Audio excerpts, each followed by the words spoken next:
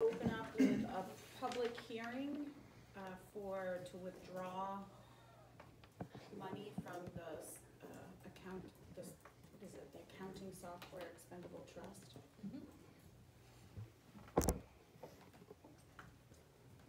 So I opened up the hearing. Debbie, is there anything?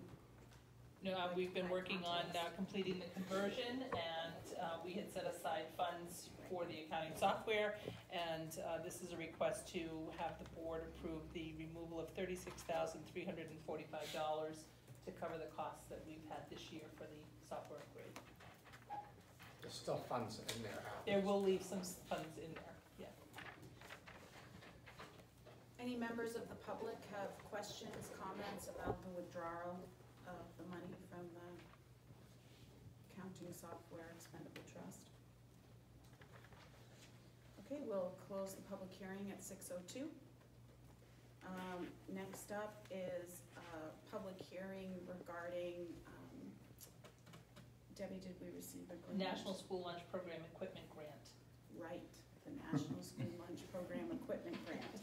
And what was our equipment, just so we... It's a double convection oven gas for the high school. And the grant we received was $15,050. Okay. But the board has to accept any grant over $5,000.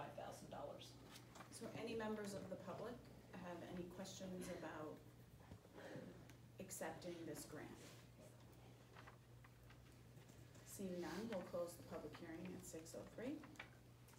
And then we'll open up the regular board meeting at 6:03 as well.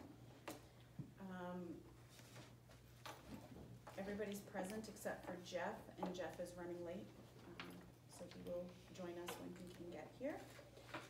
First up is review and approval of the public meeting minutes from May 23rd. I did have one on line 74 and 75. Ruth Holland was not at the meeting. Yeah, I had the same thing too. I don't know who it was, but it was not Ruth Holland. She is my neighbor. I know her pretty well.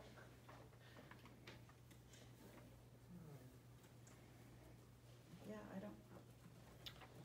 At the elementary school, was it last meeting or the meeting before that Rue was in the audience? Only I haven't seen Rue either at any of them. Because I would say hello to her, I would see her there. And I only know her from the withdrawal meetings.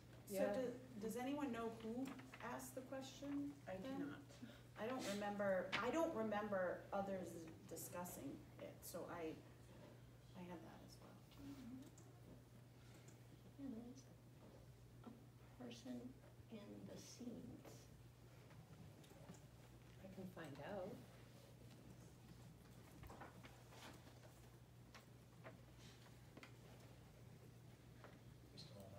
Yeah, so what do we do if we don't know who was? So after this meeting, I'm gonna look at this fine gentleman's video recording and see who asked the question. 47. In groups of by 74 and 75. 75. You could just say a Canterbury resident asked a clarifying question. But again, I don't necessarily know if it's a Canterbury. A member of the audience asked a clarifying question. I like that one. Okay.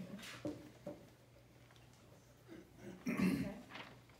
So a member of the audience made a clarifying question, all right? Anything else? I had one, it was for, should have got the number. I'm sorry, I don't have the line, I don't know, I'll find it. It was for Silas's section, curriculum updates. So, on line 50 and 51, when Silas indicated that CES 3rd and 4th graders didn't need foundations, he did say that it would be reevaluated each year. And I think that's important to note. So your amendment would be, but it would be evaluated each year. Or assessed if they needed each year. To what sentence? Randy Johnson asked questions about Foundations literacy program for Canterbury Elementary School, 3rd and 4th graders. Yeah, so my question to him was why they weren't getting it in the ones that BES were. And so he responded with that the Canterbury 3rd and 4th graders didn't need it, and then I indicated that, I asked him if he would be reassessing that each year, because I wouldn't want it to not be rolled out to them, and then next year they could need it, but because it didn't. So, So it I would, can add like Silas clarified that, those students didn't need it this year, but that it would be reassessed each year following. Does it make sense to put it after, my question on line 52? Oh, yeah. like, try to do it in the order that it was said as much as possible. I'd say you put it right after 4th graders. Okay, so- Allison, you're right. Yeah. It was a pretty, like, and then we went like Yeah. back to it. I'd do it after Put it right after Alice's. Alice's sentence there. 52. Before Michelle Lewis.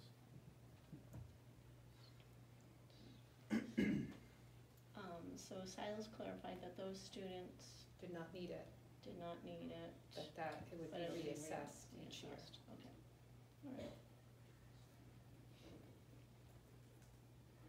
In that same section there between 49 and 59 for the curriculum updates, I know I'd asked a question on how we got to a 2.5 versus a 3, when it's basically understood that the 3 was being proficient. And I know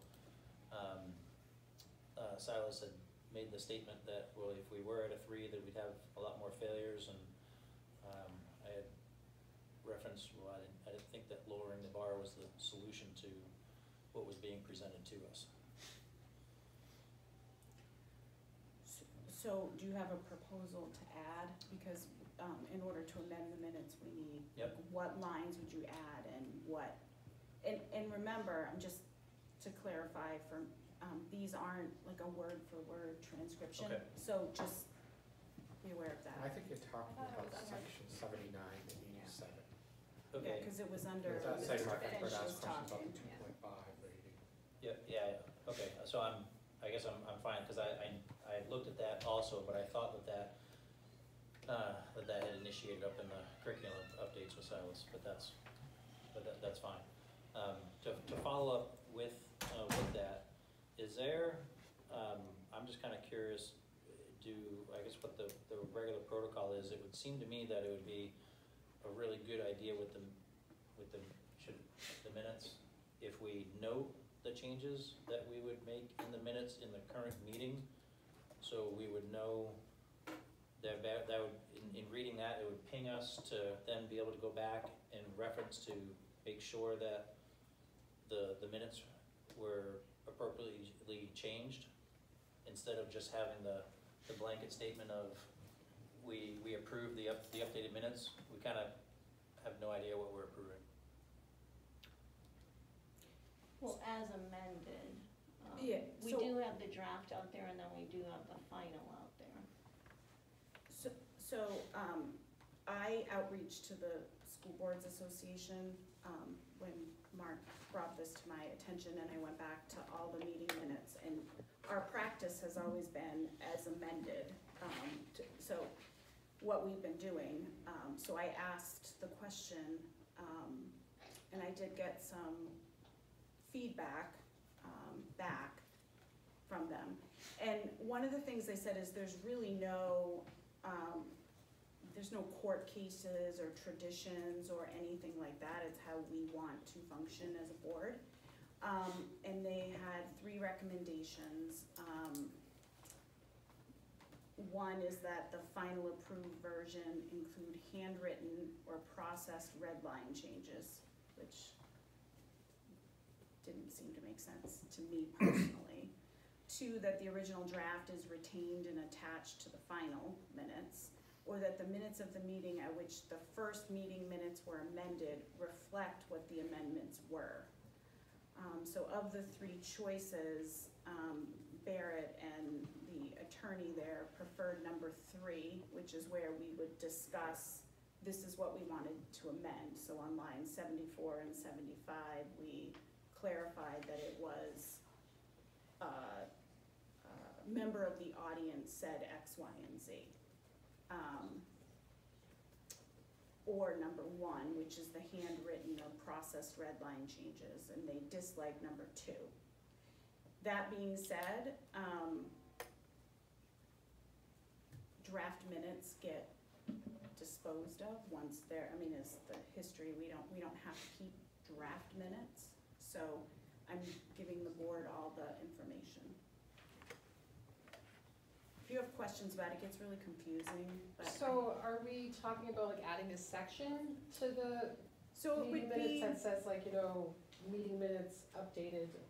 no, so if you look, like, I'll use an example, on the May 23rd meeting minutes, when you look at review and approval of the May 2nd public meeting minutes, it says a motion was made, seconded, and to approve as amended, but you don't actually know what the amendments are. Right, that's what I'm asking, if we're like gonna add like a It would section. be, well, you would do it, I don't know where, I wouldn't add another thing, I would just say draft minutes were reviewed, amendments were off, if I were to do that, and these are the amendments.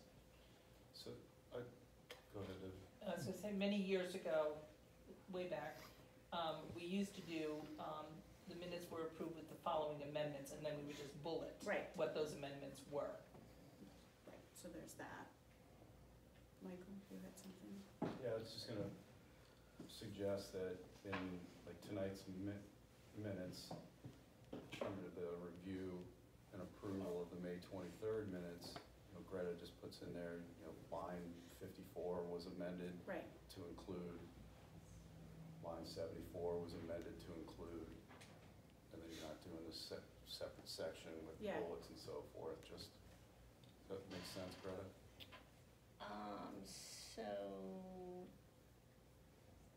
So in your minutes for tonight's discussion Right. around review and approval of last meeting minutes, just add in there, line 54 was amended to say, line such and such was amended to say. Okay, you're gonna need to give me a little more time on the, like, this stuff is Yeah. normally pretty That's quick, okay. so. All right, so So I line, recommend- so, let me see. Sean? So you still fixing in the lines themselves, in the paragraphs, are we still correcting it there as well? Yes, and then tonight's meeting minutes will reflect those lines were amended. Correct. So we know, so we know what amendments were made, and then that would ping us to be able to go back to the previous. Yeah. Because So- otherwise, it's impossible to remember. So the other option, as I understood, was you could take the old meeting minutes, or these meeting minutes, and make corrections in red and post that as the final, so that the red or the strike-through is what True, you would see as the changes. That's another option. But if you print those minutes off for somebody, unless you print them in color, they're not gonna know that that was an amendment. Put them in color. I mean, really, the piece about it is most people don't see our draft minutes, so it's really for us to, Do they not get posted on the website in draft form? They do, but Yeah, then they they do. get replaced for Okay. the final. So So the it's in your only packet. retention of them is what is in our packets for draft minutes. That's why I suggest just reflect in the minutes during this section of review and approval of the previous meeting minutes that line such and such was amended to say. Because then you're capturing it in tonight's discussion. Right.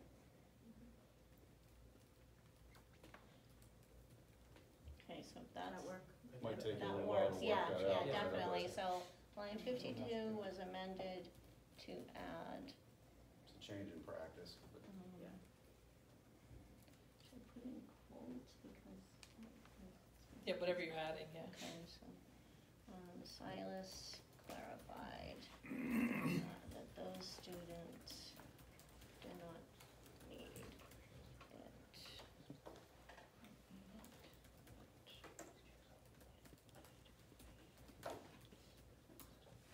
done, the motion is still gonna stay the same Correct, as amended. yes, I think so. I can't keep track of everything that was said. Right.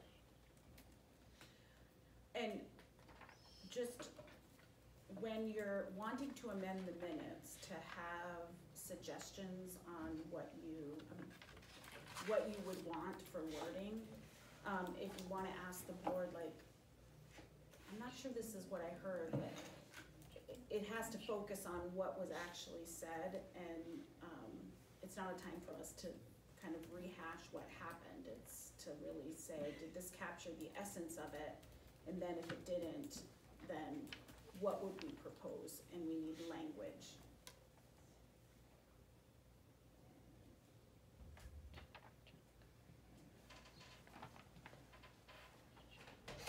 Okay, So, anything else? yeah, moving forward all the way up to 189.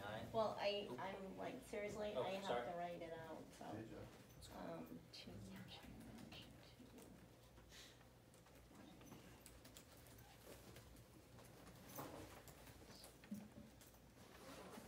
Alright, so far I have, line 52 was amended to add, Silas clarified that those students did not need it, but it would be reassessed each year.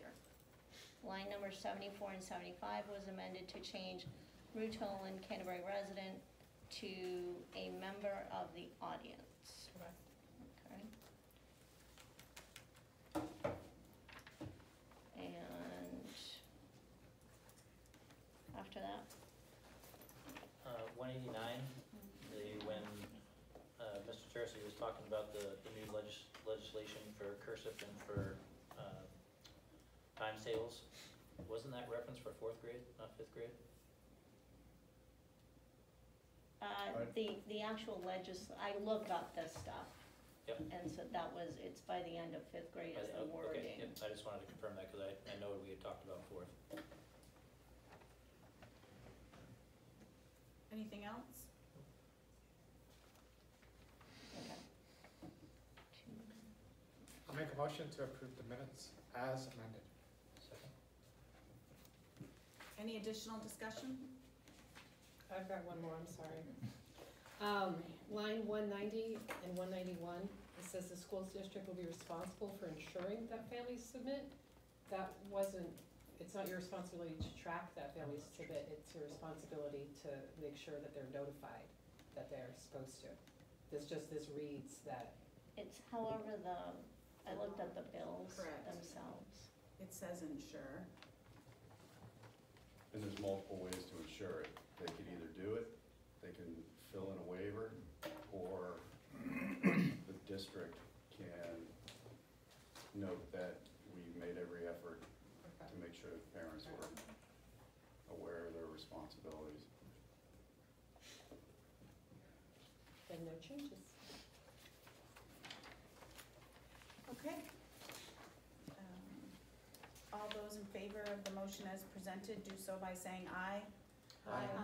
Opposed, abstention, motion carries. All right, I see heads peeking up from behind. That's very, couldn't resist, I saw the little heads. You're up. Welcome. Come on.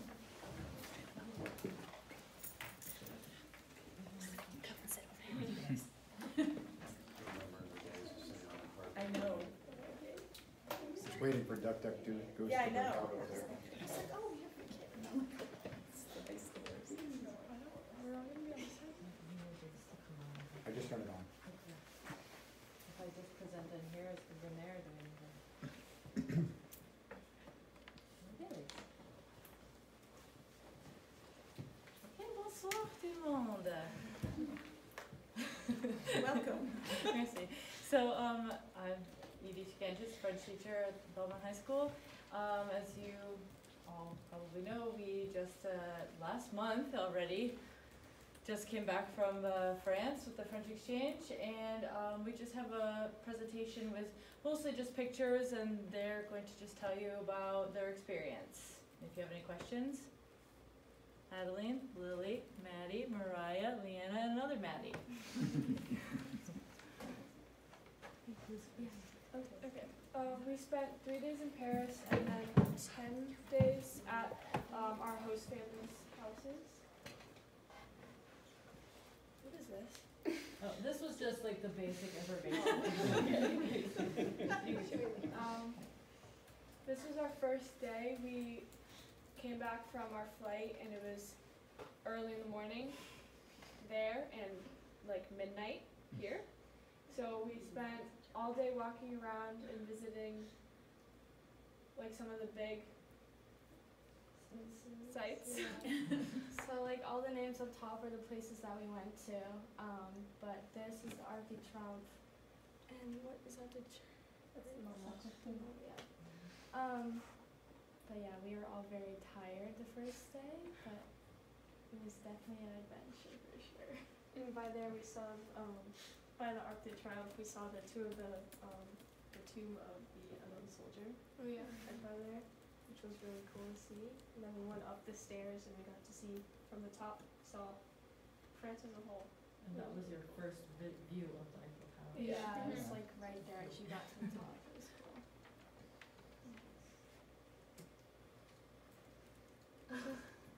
This was day 2.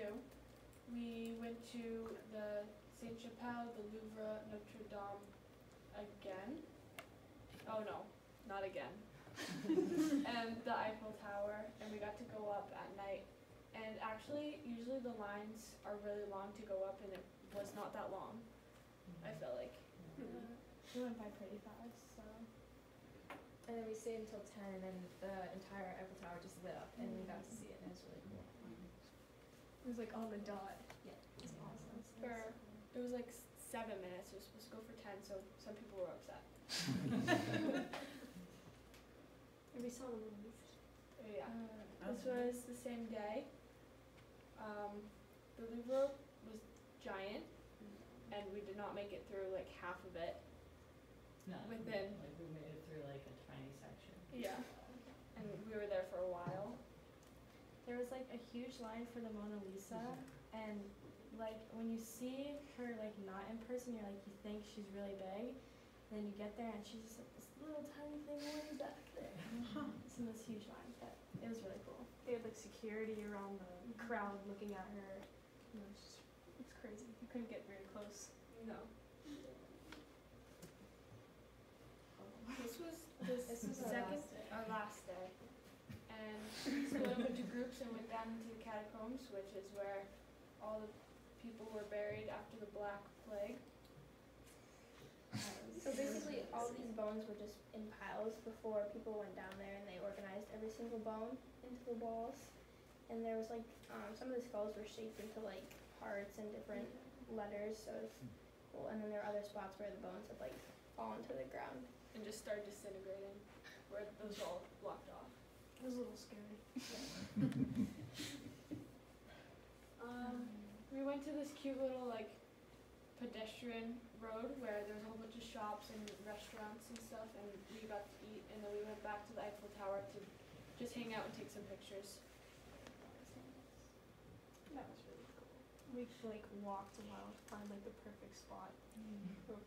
Awesome picture spot. There was nobody anywhere and stuff. And there was like a park behind us, there were a bunch of dogs roaming around, and we learned how to say like, can I pet your dog in French? That's what I remember, it was really funny. Then that evening we went on the train and we went to Normandy to see our host families again. We met up with them. This was, since we got there later, this was the next morning. And we went to the D-Day sites and we stopped at the beach for a little bit and to take some pictures.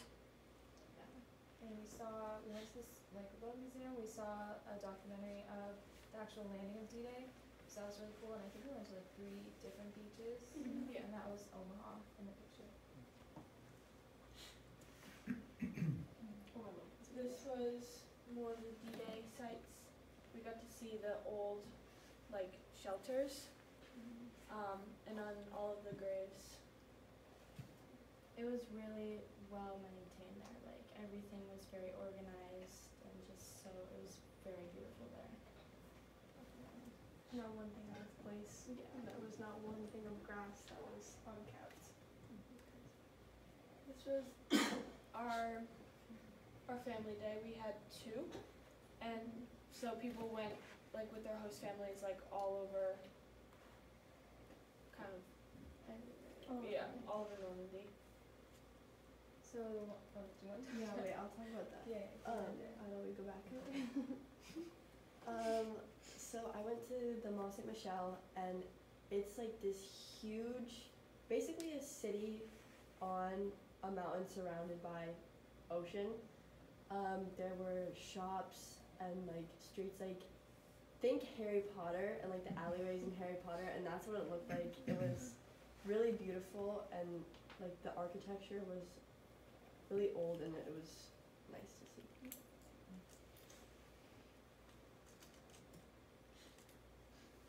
This is the Mondays. What day was this? This was, I think, the Monday. Okay. So we went to Moni's Garden with our host kids, and we got to walk around and see there's so many flowers that bloomed, which is really different from here, from when we left, because there's still like snow on the ground. And we also stopped at the museum, where we got to take a tour around and listen to all the history about really cool paintings. And one thing, that in the picture is actually Sasha, who was one of our exchange students at Belmont High School last year. And she lives in Belgium, and her parents drove her there for the day just to meet up with us. And she lived with the Cluets, so that was her host sister here in New Hampshire. We also got to take a walk down some other pedestrian streets where there were more shops and stuff where you could just get little souvenirs. There's some more pictures. Any color you could think of was probably there as a flower. It was so beautiful. This was our first school day in France. The school was kind of like just a shock because it was like the whole courtyard was outside, so every passing time class between, everyone would just meet up in the middle and hang out with their friends for like the 5 minutes that they were there, and it was just like that quick 5 minutes was like a chance to like meet so many new people. And then we had many classes with all the younger kids. We had a 2-hour lunch. Well, so we were there until 6. Classes started at around 8:15, and we were there until 6 o'clock. But we had a 2-hour lunch in between where we could leave and go off campus and take a bus to McDonald's or go home, pretty much do whatever we wanted for that 2 hours. And then we'd come back and meet in the courtyard until our classes ended at 6 p.m. And being able to like be in the courtyard with everyone was really nice to see all your friends, because a lot of us were feeling homesick. So like when you get to experience the same schedules and classes with everyone, it was like just a fresh air. And when you'd see everybody else like in our group, it'd be like a breath of fresh air. You're like, oh. Speak English. At first, I'm pretty sure like everyone was super homesick. So like seeing everyone like get together was like you just talk about everything that like had happened so far. This was the study room that we had. But like everyone usually had an hour a day where we could just sit in here and work. But a lot of people went to other classes to like see more of the school.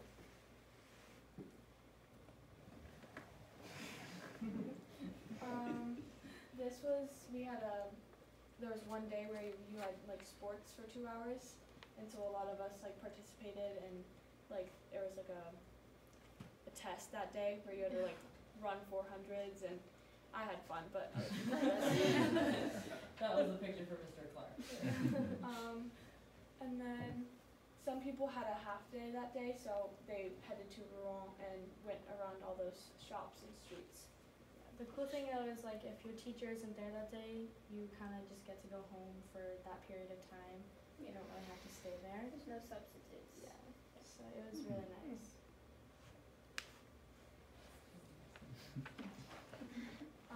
So these were the posters that some of the younger kids made in the class, because everyone had at least like 3 classes with the younger kids, and you get interviewed, and it was really interesting to see like how they had progressed in English, and like how they were most of the time better than us in English than we were in French.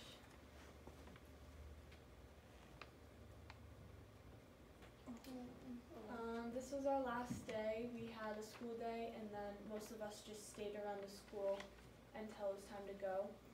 And all the families were invited for a dinner where everyone just brought food. And then we hung around until the bus came and it was time to say goodbye. It was really sad. Yeah. Everybody was crying. Yeah, people you would never thought would cry or bawling. Yeah.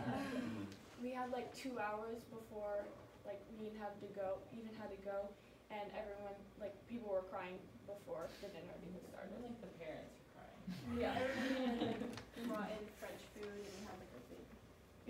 It was easier for them to say goodbye when they left here because we knew we'd see them again. But leaving from this, we knew it would be a lot harder to see them again. This was at the bus station. Yeah. This was the presentation that we had during the day that day, where we went around and looked at all the street art along like it was like electrical boxes Yeah, like around an this, artist sometimes. like just like the area, and we learned about that.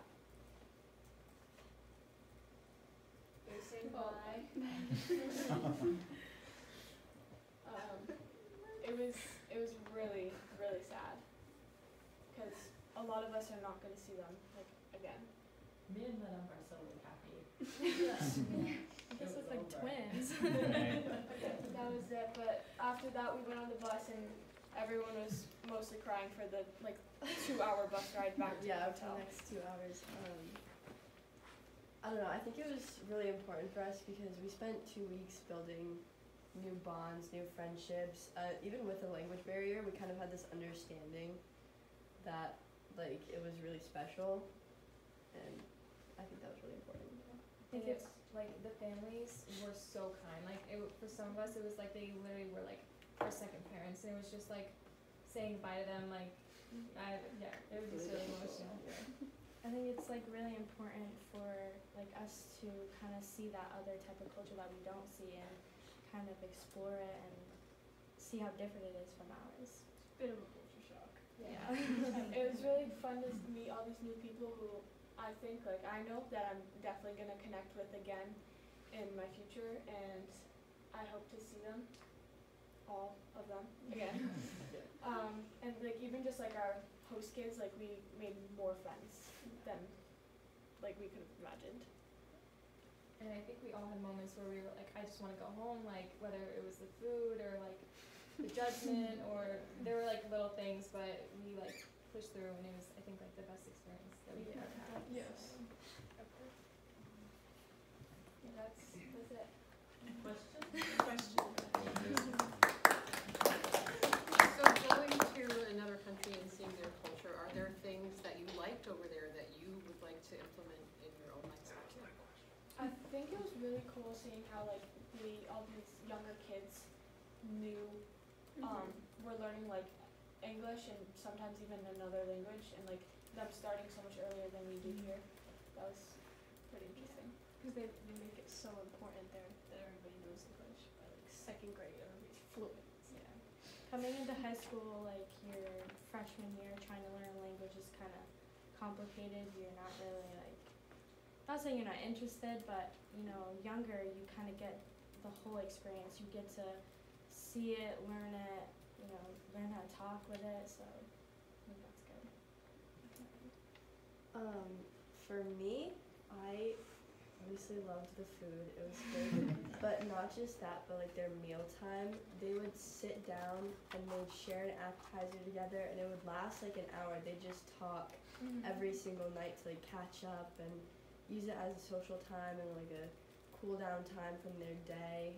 And it would end up going pretty late, but I think it was worth it because they just spent that time with their family, and I thought it was really, really new and really important from our fast-paced lives here.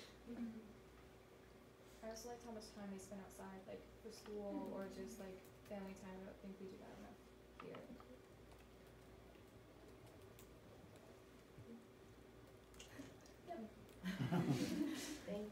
Other questions? What was the most shocking cultural difference you experienced? Probably seeing like 14-year-olds smoking cigarettes. That was definitely interesting. In the driving. It's Oh my God, terrifying. So there's speed bumps like every 200 feet, and they just fly. Yeah. And they're all stick shifts, so it's like boom, boom, and then you go over a bump, like it's crazy. They zoom and then they slam on the Why you can't drive before 18. I also feel like the judgment is a lot different. Like, you know, walking somewhere in public, like here you give a friendly smile, there you give a friendly smile and it's like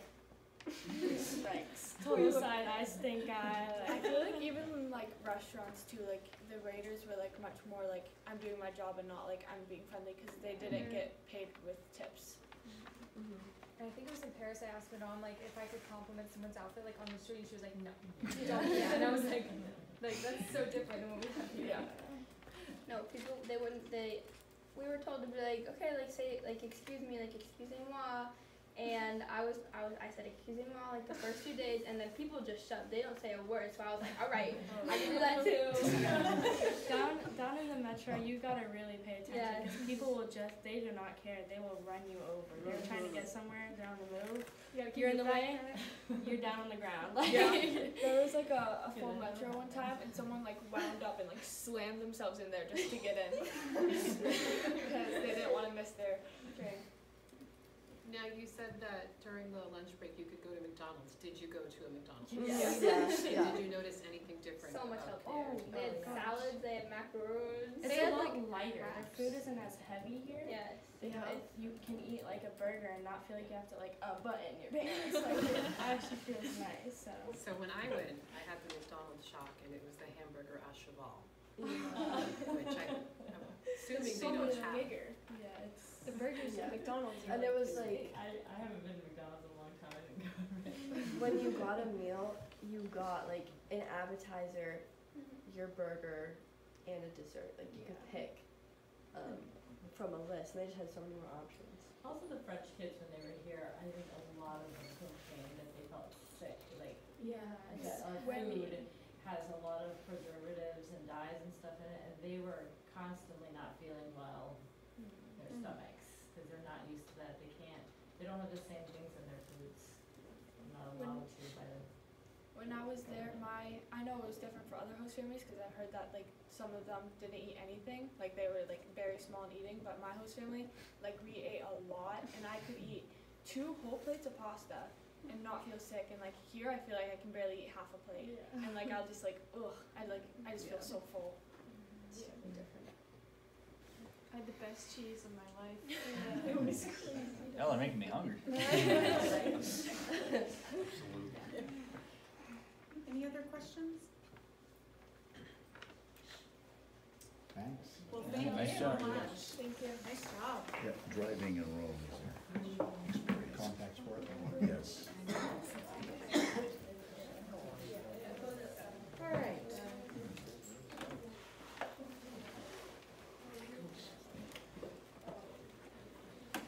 Next up is public communication and correspondence. Anyone in the audience from the public have anything they want to ask, share?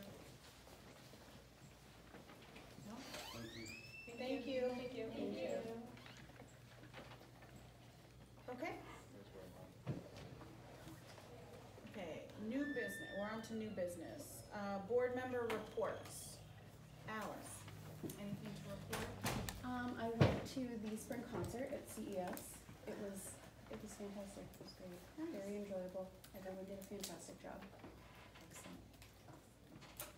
I have one. We had a withdrawal study committee meeting last night, and the consultant that we're going to use is Phil McCormick. He has recently been appointed to a spot on the board of directors for the New Hampshire School Board Association. He cleared it with them, and it's not a conflict of interest that he assist us, but he did want to make sure that we inform both the committee and you guys of that. Thank you. I went to the French honor induction ceremony the other night, and that was exciting to see how many students were actually inducted that evening, and the spring sports award, fall, winter, all of those. That was wonderful too. Anything to report? kids are still, I guess they're still doing some maple sugaring, stuff with new trees and identifying new trees and that type of thing. So I was drug into that with, my kids staying after school and still all excited about it. So it was good. Great. Sean? I just wanted to once again recognize the 4 retirees, Jen Shaw, David Gingrich, Joe Wernick, and Patty Bates. I don't talk about my kids typically during school board meetings, but I think between the 2 of them, they've had all those teachers, and they were really like the teachers, had a great time with them. So we appreciate, what they do to the district. I second that, and at the sports awards, I appreciated that Keeman actually recognized Patty Bates. Nice. And I thought the students recognized her and all the couldn't staff ask that for were. a better. She got Yeah. big standing Moment. She got ovation. standing ovation, it was nice to see, so. Okay, next up is athletics report. Keeman provided, do you have anything you'd like to say first, if you might have questions? Not anything in particular other than, personally for me, it was a year of the highest of the highs and the lowest of the lows, and I appreciate all the support from everybody through all that, so, thank you. Any questions? Well, I just gonna, let's see. Go ahead. In reading about the basketball and rec, I was actually approached by the rec coordinator just to relay. There's no gym time, for anywhere for her to be able to take that on. And I know it was in the report to try to push it off, and that she pulled me aside and asked if I would at least bring that topic up. Yeah, and I would say it's kind of like, also, it's hard to fit that time in the middle school as well, just Right. because between 7th and 8th grade, we have 4 teams, so between 5th and 6th grade and 7th and 8th grade, it's 6 teams trying to fill that Yeah. space, and Yeah. and at the high school, we have 4 teams, so it's not like we could try to use the high school as well, so I don't know.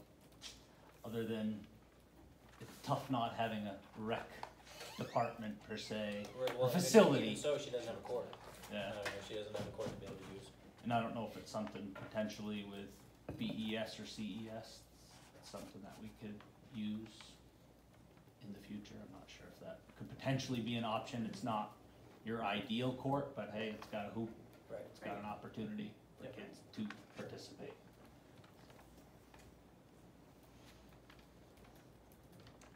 I have a bunch of questions. Sure, Sean. Fitness River, Yep, do we have any academic programming involved with that? currently, no.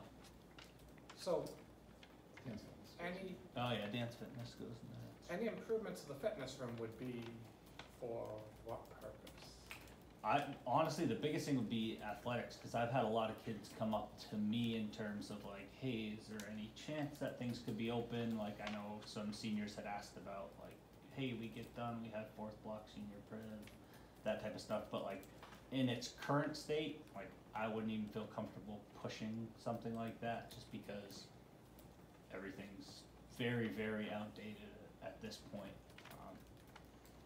My concern would be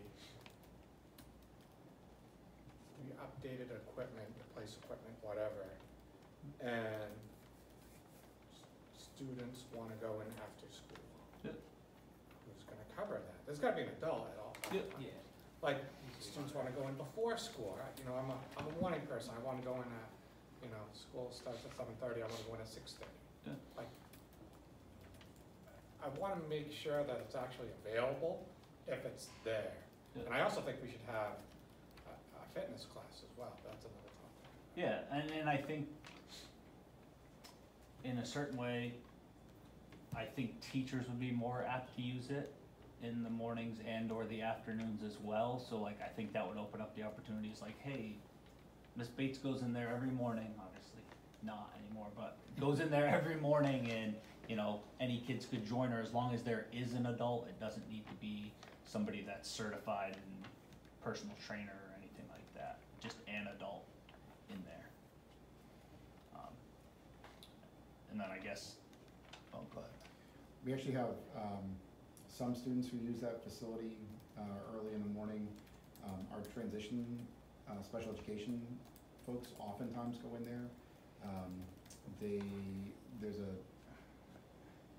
a bit of a unified PE design in the morning. Sometimes those students will actually go into the gym and work with the general ed PE class, but oftentimes they'll go across the hall and use that equipment as well. And I have heard that, Patty has mentioned a couple of times through the last 4 years that she'd probably be more apt to use the equipment in there if it was more updated equipment. You have an entire class of 20, 24 kids. It's not really a facility right now with equipment that you can manage that in there. There'd be a lot of standing around. So there are some classes and some kids who actually use that room. I'm assuming, because you mentioned this last year in the Mhm. report, starting to become unsafe. Yeah. So I'm assuming if something's unsafe, When it's like, I've had people come in to service it, I think it was either last year or the year before, and they're just at the point where it's like, yeah, we can fix this, but it's probably not gonna last all that long, or don't bother putting tons of money to fix this just because it's, at that point, you've spent half the money to get something. so at least what's in there right now is safe. in Yes, terms of the student like of numbers. what's being used. I know we've had to unplug treadmills before just because of like the belts on them and Yeah. stuff like that. Have you looked into, are there any grants or things available for different types of funding? I mean, with mental health the way it is, fitness usually ties in with helping. Yeah, I haven't, I don't know a ton about grants or like even where to locate that stuff, but I don't know. Silas, maybe I could ask Silas to help me out in terms of that, but I don't mind looking into that. I think just in general, I was looking at the numbers, at least for the middle school. I don't know if we had both high schools. I was looking at the report from last year. Yeah, the high And school. It looked like the numbers are pretty similar. Yeah, I noticed they were very similar Yeah, so from I'm the previous pleasantly year. surprised because it felt like less kids are participating, but it doesn't seem like it's any different than last year. It's not like it's a downward trend. No, I would say like since COVID kind of happened, I feel like it lumped off a bunch of kids and now it's just kind of stayed. You've got kids switching sports some, but not particularly. Like our track numbers were up quite a bit this year from previous years where it used to be in the 70s and stuff, so. But again, like I said, it's just competing time. Kids have so many more options than they ever did before, so it's trying to. I would also just add that I thought the awards ceremony at the end of the year was good. I thought it went well. I mean, it's long, Yeah. but I think we've had this conversation in the past where as much as I like the team-only award thing, it is nice to see kids that I don't know get recognized, or I didn't realize they did cross country, I didn't know they did basketball or hockey. It's good to get the recognition of everybody at one time. It is long, but I like that everybody gets to see the recognition. Well, I think it's the of best of both worlds. You get to wrap up your season with your team in the moment, and then still be able to celebrate it at the end with multiple people. Because I know it, obviously for someone like Will Riley, who was the only Nordic skier, it's kind of hard to have a party for yourself to wrap up the season.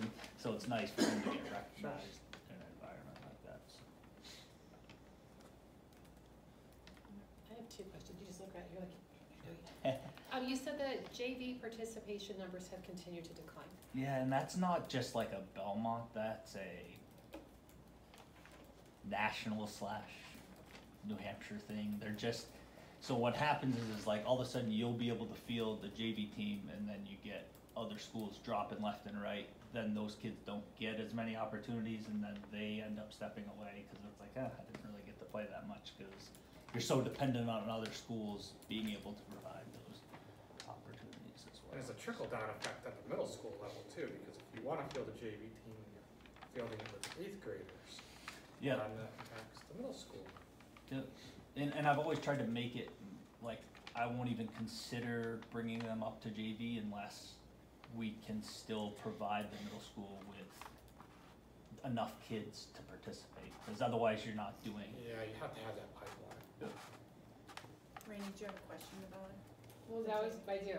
Okay. Yeah. I was gonna ask if there are like academic requirements to participate in sports, you have to be passing all your classes. Yeah, yep, so you can, so if you're failing one class, but your habits of work is above in that class, above a 2.5 in that class, then you would still be able to participate.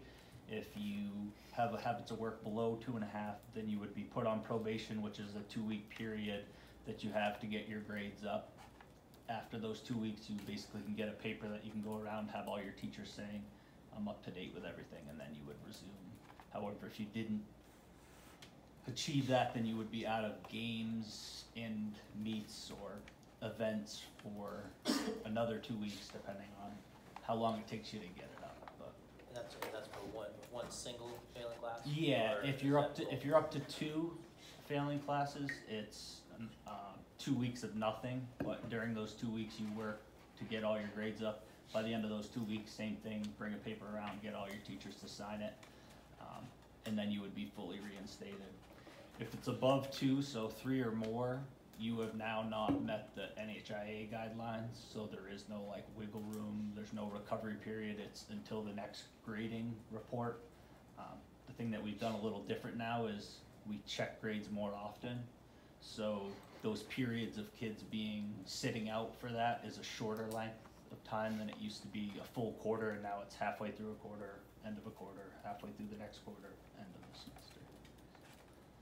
So what you say all makes sense. Is that clearly written in the athletic Yes. handbook? Yep. And so that's for like all sports, like high school and middle school? So middle school is a little bit different, because when it comes to the eligibility side of things, Mr. Saunders takes care of it at the middle school level, so it's a little bit different. But it's the same concept in terms of the difference is that it's 5 days at the middle school instead of like a 2-week period. And then it's check-ins with teachers. Once the teachers sign off, Mr. Saunders signs off, he lets me know, the coaches know, and then the kids are back into it. This is all extracurricular. I know we're talking about Yep. athletics, but it's all. Yeah, it's all extracurriculars. So whether they're in drama or anything like that. And then I had another question Sure. for you. So you talked about hiring the athletic trainer in Mhm. the district, and you mentioned that for half of the year we didn't have one, Yep. even though we had a contract in place. So this was the recommendation from the community member that we like contract with the fire department or something, right? Well, yeah, so I wasn't around during the fall when all the discussions took place as far as the EMT being offered up as another solution. But I guess just from my personal view, like it's great to have coverage for games and to know that an EMT and they'll cover all the games, but you know, that doesn't include practices or kids being able to check in with an athletic trainer each day that they're in. So I just think there's value in that I would like to reevaluate when the next budget process comes through, just because, you know, between the feedback between coaches, students, myself, like there's such value in that I think it would be going in the wrong direction not to reevaluate it, because I know, for instance, Guilford just hired on an athletic trainer full-time through the district for next year.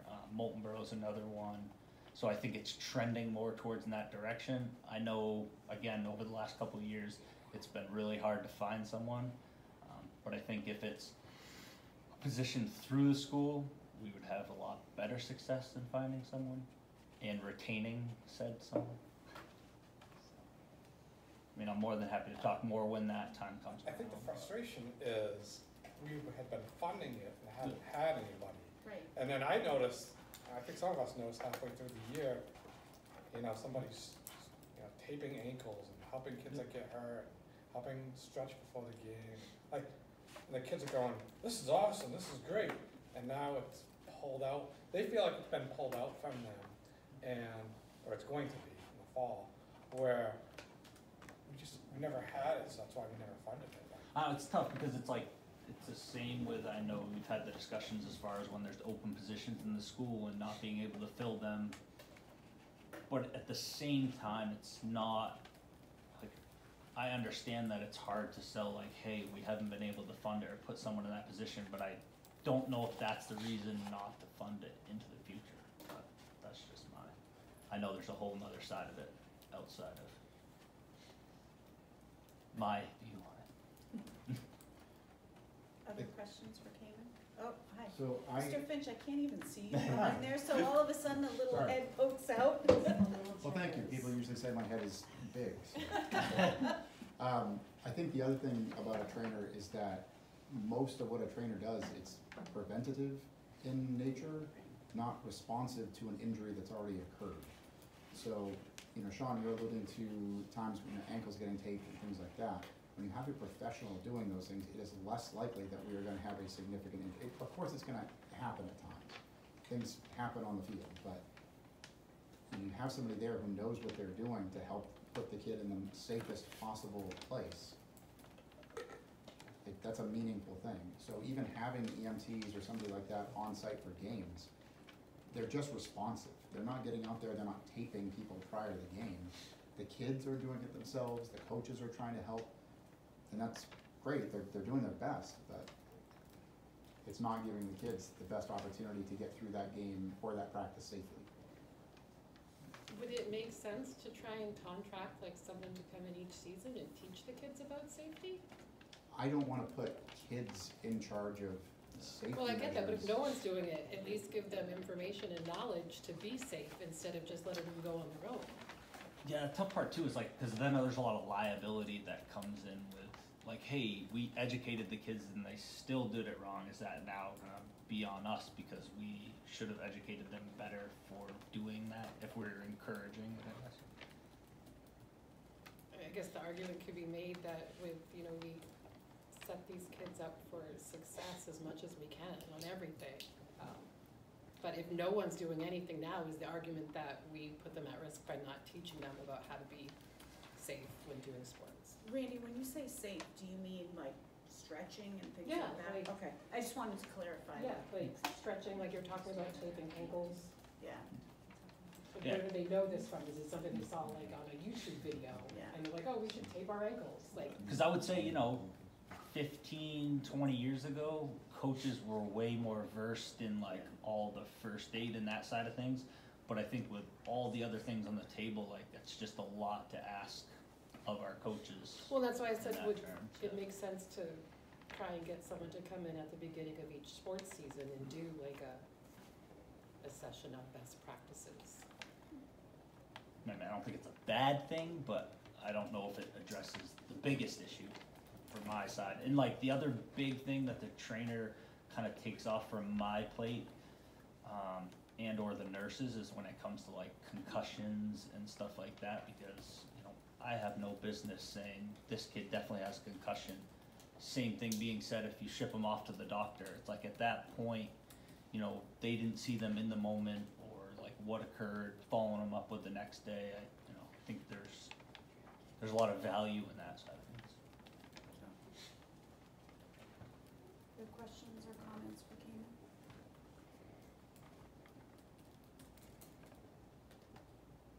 Okay, thank you. You're welcome. Tanyelle has provided us with a report. Anything you want to say first, Tanyelle?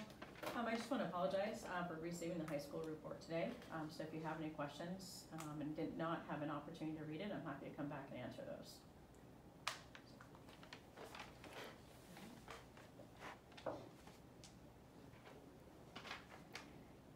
Questions for Tanyelle? For the district special education for the 2022-2023 school year, I see you note in parentheses the pre-kindergarten. Is that number just for pre-kindergarten, or are you including that in the BES numbers? That number is just for preschool, the 47%. I will tell you the total percentage, so we're comparing the 21-22 to 20-21, actually is 27% if I was all-inclusive with the entire building. When you look at the 24.5% for the elementary school, it's just the elementary school numbers. The 47% is just preschool. Okay, And I broke it out differently this year for the first time because I think it's more indicative for reporting in order to stay at that 50-50 ratio that we try to do for preschool. Thank you. You're welcome. Other questions? In looking at the pie chart with the population density, what would, other health being at 21%, that's a fairly large group for something as a large umbrella as just other, what falls into those? So other health impairment are students with ADD, ADHD, they could be students with anxiety, that is impacting their abilities to access their curriculum.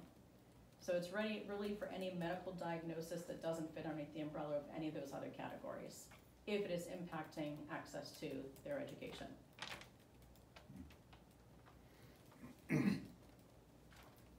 So would multiple fall into that as well? Multiple disabilities are students that have more than one disability. There are kids with typically that 1.5 population are students that either have IDD, they may have a vision impairment, a hearing impairment along with that. But the multiple disabilities do not fall underneath that category.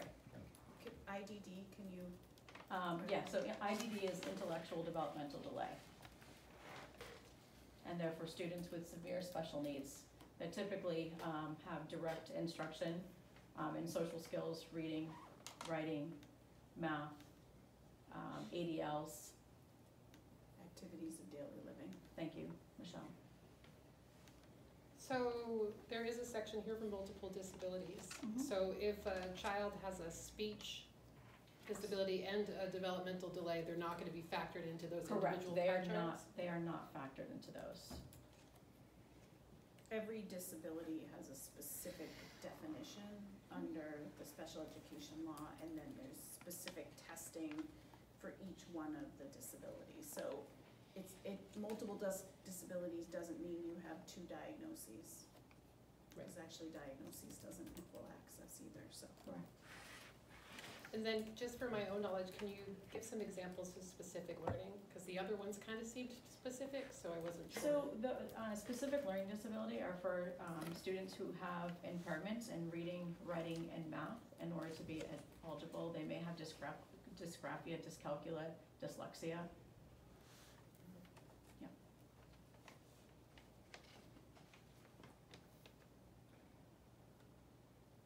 Other questions for Tanya? Homeless students. Yes, it's Is there really anything high, we can isn't it? attribute to that? Excuse me? Is there anything we can attribute that to?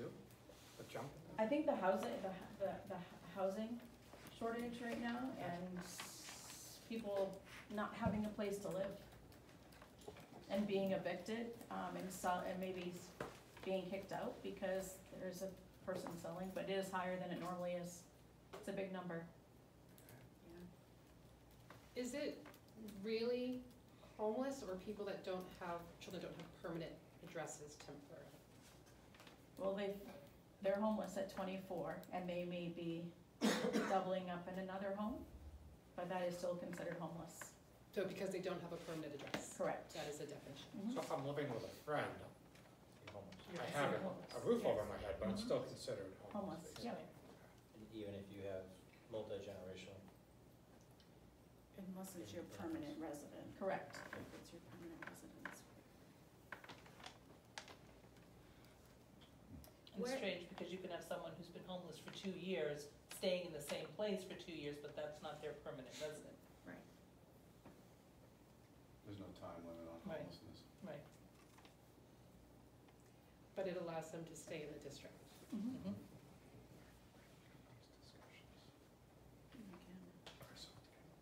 It's all On together. your trends and projections section, you said you have 18 special ed teachers participating in professional development this summer. Can you Yeah, so- explain that more? Yeah, so basically we have the 18 staff members that are participating. And when I say 18 participants, we have some teachers that are doing 2, some that are doing 3. The majority of our teachers who are participating in that multi-sensory approach to instruction and reading, writing, and math programs that are being offered this summer are predominantly from the middle school. We do have a couple staff members from the high school, from Canterbury and Belmont Elementary School. But the majority of our staff at the middle school is getting ready for our students coming up. So we're very, very fortunate for that, because some of those trainings are a week long. So the 18 is not going to the same training, it's going to what they No, they so there's need for their Cloud9, LIPS, LIPS Cloud9, Orton Gillingham, and Reading for the Stars, Seeing to the Stars, thank you.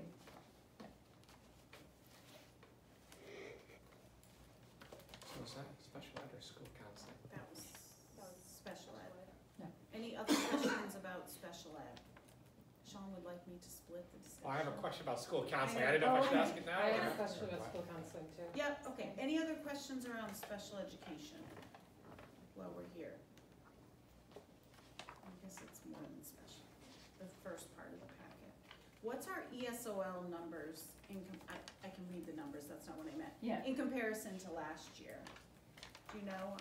So the numbers actually are, if I remember correctly, they're a little bit higher at the high school, and there's one at Canterbury where there was not before, but the Okay. middle school and ES is relatively similar. Okay.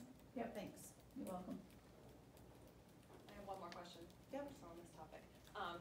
In your trends as well, you were saying that you have a continued need for increased behavioral support. Are you finding that we have those people, or are we still short-staffed, or?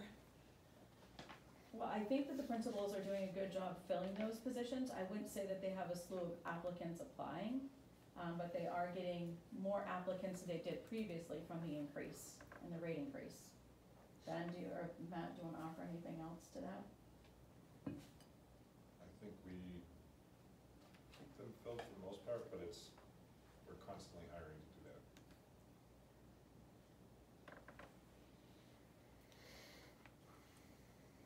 Other questions?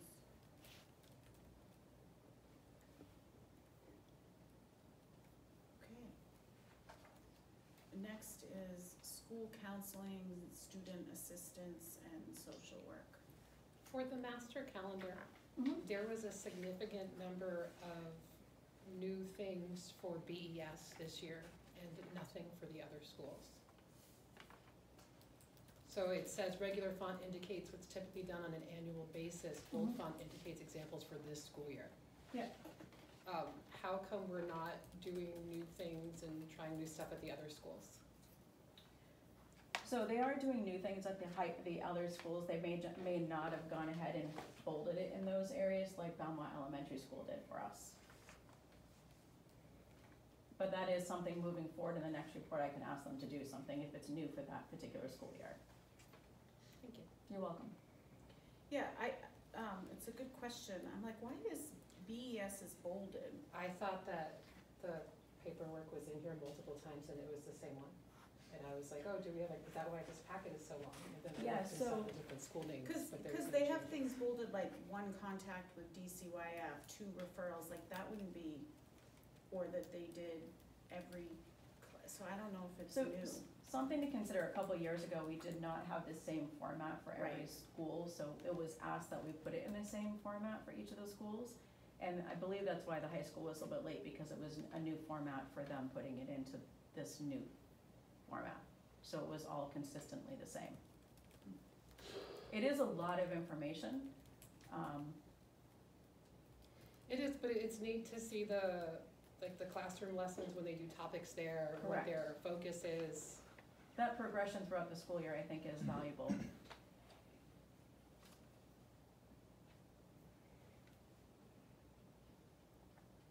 Other questions for school So, counseling? I think early on in the Belmont Elementary School, and in the paragraph we talked about, this year, the school counselor's use of time percentages have been impacted by lack of staff, administrative requests to cover duties, and to assist with coverage while classroom teachers attend professional development.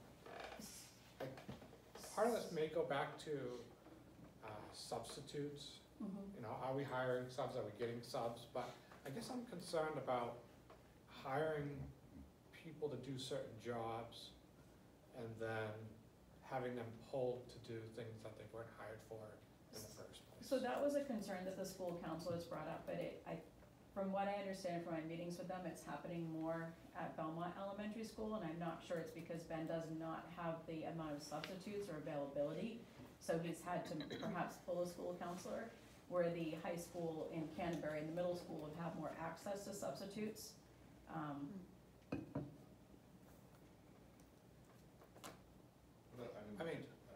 I think we have to resolve this or work to resolve No, this. absolutely, I do believe that Ben is working to resolve that with the school counselors covering classes. So, I know that they cover for each other when they're out, and they do have duties, like they might have a lunch duty or a recess duty. All the other things listed. It says their time percentages have been impacted by lack of staff, administrative requests to cover duties, and assist with coverage while classroom teachers attend professional development. Yeah, I guess I just wanna make sure that we're having trouble finding substitutes or finding people to cover those duties. I think we need to address it so that we don't have the counselors. no, I agree with you, it should not be a task of theirs to be covering classrooms, but I know it's something that Ben's working towards, and sometimes there's unfortunately nobody else there to do that, so. So, I mean, I can't speak to what specifically what happens in the, elementary, middle, or high school, but from my experience, it's common practice when subs don't exist, that, I mean, they'll pull one-on-one aides, and you're legally bound to having a one-on-one aide with a student, but that one-on-one aide will get pulled to cover a class, or, daily subs or whatever it is, it happens. It's good, bad, right, or wrong. I'd say it's a last resort to pull certified staff to cover classes, especially our school counselors. Yeah, we certainly don't like doing it, but when it happens, it's an emergency, so. So is this something that assistants want? This is after they've exhausted the assistants covering classes, and then they go into teachers covering classes and school counselors covering classes, so we tend to cover those needs with support staff first. So this could be the downstream impact of the open positions that we cut. I'm assuming, if I'm hearing this correctly? It's been an issue for years.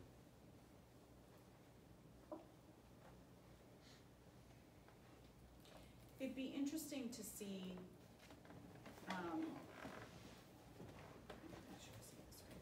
so when you give us the use of time analysis, it's for everybody, right? Yes. So, and I'm not saying it hasn't been impacted, but I actually was surprised when I was going through BES, how high some of their direct service was, which is good. So I just wonder what I don't need it, but what the breakdown is by school, because. So I did not break it down by school, and perhaps I will next year, because we have some new staff that are still learning the program and using it with fidelity. So if I were to pull the data by school, you would see some inconsistencies.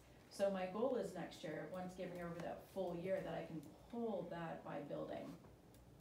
But it was apprehensive to do that right now because we have new staff that are still learning to put information in here. And it only brought it up for me because of the comment that their time percentages have been impacted by lack of staff and, the thing we just went over. But yet some of the reports don't even have the percentages. Yeah, so I will tell you that the Belmont Elementary School counselors are fabulous about putting their information to SCUDA. And the other buildings are still working towards that. So. Other questions?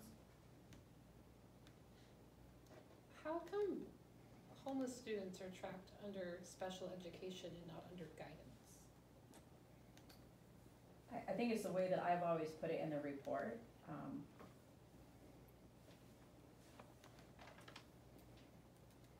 Well, because Director of Student Services, Tanya's reporting on all of the student services, which is English as a second, ESOL, homeless, all of those things. So And I've I'm always guessing. put it in the report like this, so, just so I can look at the continuity of the numbers, I've tried to keep it in the same place. And the counseling reports come directly right from the school counselors for each of those buildings. But I also wanted to make sure, everybody knew that that is, correct me if I'm wrong. No, you're it's correct. under the The umbrella. Director of Student Services, so it's not under school counseling. I mean, school counseling has pieces of it. They do, but- yep. But it's ultimately. A student service. Yep. Thank you for that clarification, Michelle. Additional questions? Comments? Thank you. Okay, thank you. Silas, you're up, you're back.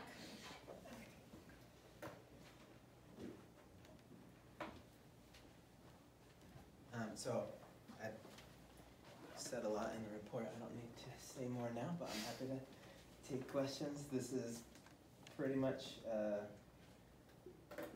believe it or not, brief overview of kind of where we are, what we've been up to this year, and mostly my perspective on that. Fire away. Questions for Silas?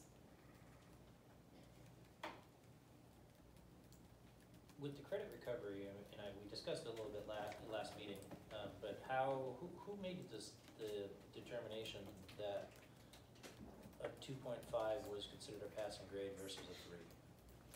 So there's a tough distinction to make there, and I'm clarifying this to this audience knowing that that clarification isn't always clear to students. So the difference is for any one standard, 3 is proficient. That's the goal. For a course, in order to earn credit, the student has to have all standards at least a 2, and the average of all standards needs to be a 2.5 or greater. So it's not changing what is proficient, it's setting the mark at the threshold for earning credit. And the reason why that happens only at the high school is because that's where credit is awarded. So in the other schools, we don't have to do anything to average standards at all. They get their standard scores, and that's the accurate reporting of where they're at for that particular skill or concept.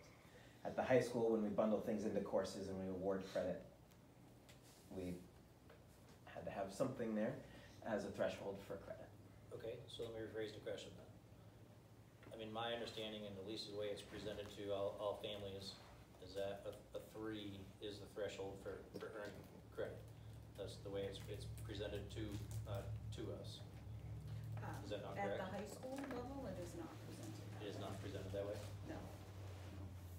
Because for earning credit, I just was clarifying for earning credit. I mean, I am a high school family, Yep. so it is the way the way you described it is like the best way I've heard of describing the. I've had a lot of practice. I'm not saying, I'm just saying, just Yep. so you know, at the high school, when it comes to earning credit. Yep. It's clear that that's what it. Okay, so I mean, I guess ultimately I still have the similar question. I mean, it's in multiple schools that I've been involved with that credit is earned at a 3. So I'm kind of curious as to how and why Belmont has dropped that bar and who was making that decision. So it has, since we went to this system of grading and reporting in the 2019-20 school year, that has been the threshold for earning credit. So it's always been that way. It was established at that point under the previous high school administration. So the average of everything involved in that subject has to be a 2.5. Yeah, so most courses at the high school have typically between 4 and 8 standards. There are some courses with 10 or 12. Those are more rare. The average of all those standards for the course has to be a 2.5 or greater, and there can't be any standard that's below a 2. So that would be, you know, 1, 1.5, or an IE for insufficient evidence. So that's trying to make sure that the students have at least the foundational proficiency in every standard, every aspect of the course that we've deemed essential. And then across the board, they've got that average of 2.5. So I know, like Michelle mentioned, she's a high school parent, and I'm a middle school parent. And the 2s and the 2.5s and the 3s, they carry no weight. There are classes where expectation is set on the report cards that the highest your child will get is a 2. So these kids are used to like not having anything behind these grades. And then they get to high school and all of a sudden it starts to matter. Yeah. And even as a parent, I struggle with this because they go through all these years where this grading doesn't really mean anything, and now all of a sudden it does. Is there opportunity to make changes at the lower levels? I'll take it a step further. After they graduate high school, they go to college. Some of them go to college, and there is no proficiency. The grading system. You get a 60 on your exam, you flunk. Right? So I do know, I mean, I'm happy to continue this conversation, but we are setting it on the horizon to talk about competency-based grading. So I just don't know how far we wanna go down this road without all the principals here and some of that stuff. I agree, I will say, I agree it's an issue. And Silas does propose in here that we need to relook at Yes. the proficiency scales, and they're due for revision, which then begs the question, what should we be using and for grading? And to your point, Randy, I agree. I think what we have is what's known as a standards reference system, meaning that's how we report on learning, but it's not a standards-based system, because if you're in 7th grade and you don't meet the standards, you're in 8th grade next year. Right. Until high school, when it all comes down to credit. And for I think that contributes to some of the issues we see in that 8-9 transition, which, again, it's a problem everywhere. It's not a unique to Shaker problem, but it's an issue. It's something we want to see our students succeed. And that's really the heart of competency-based, is we want to say you are competent in these essential skills and concepts, and therefore, on you go. Let's go deeper, let's go further, let's do the next thing. So we're always building the plane as we fly in education, and we're in a plane that needs some work. That's my perspective on it. We've got, I think, solid standards with those revisions that need to be made, but I think the question of what happens when students don't meet those standards is the biggest question in my arena. Mine too.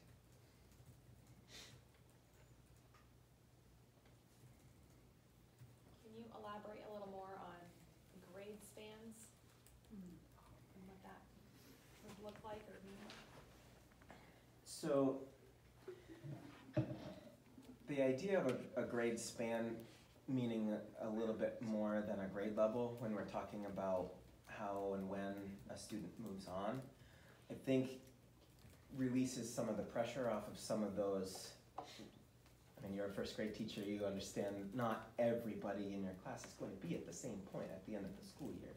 But to know, okay, here I am in the midst of kindergarten as they're just learning to learn and getting the hang of school, and 2nd grade, sending them on to 3rd grade where the expectation is, okay, now they're reading to learn, and there's so much riding on their reading level, their numeracy. Giving that some breathing room over 3 years rather than in 1 year, to me that helps give us the big picture. But then rather than saying, okay, going to from 2nd to 3rd grade depends on you have to be proficient in every single standard, again, I want to look at competencies. So and part of the redesign is to tighten up those competencies.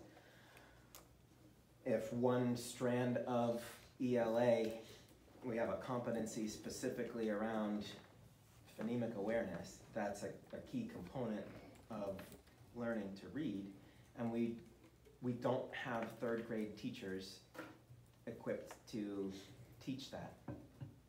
So saying to a student coming out of second grade with some areas of weakness or areas of need in phonemic awareness, okay, here's our intervention so that you can go to third grade. We're not going to hold you back a whole year, but you're going to get targeted instruction and intervention in the areas where we know these skills are necessary for you to succeed at the next level. So I don't have the details of what that would look like, but that's, in my mind, where the solution is. It's not about let's hold kids back in elementary school. It's more about we have the ability to know where a student needs extra help. Let's do that. Let's make sure that we're getting those skills up to speed so they're successful. Canterbury did try this. I don't know if you all were part of it. Yes. And they didn't continue with it. So I think It lasted 1 year. yeah, and the kids know, I mean, because we're not set up this way, in concept it makes sense to be in grade spans, but the kids know if Mrs. Briggs, if they're with Mrs. Briggs, they're supposed to be in 4th grade, and they're with Mrs. Briggs, they're getting 3rd grade instruction. Because that's, I mean, to be honest, that's, sorry Mrs. Briggs if you're watching this, but I mean, that's just the way, so I like the idea though of targeting the intervention. I just don't know that I don't know that as a school system we could completely restructure to be grade spans. So I'm not thinking about multi-age classrooms. Okay. I'm more thinking that the student who's a little behind in phonemic awareness at the end of 1st grade goes on to 2nd grade, and those teachers are able to do as much as they can with those students. It's when they are crossing from 2nd to 3rd, or from 5th to 6th, or from 8th to 9th. That's when we really hone in on where are those areas that student needs some extra support to be successful at the next grade span. Does that help clarify? Yes. So we're not poised for multi-age teaching and learning. I was just hoping we weren't No. gonna try the experiment again. Please. Other questions?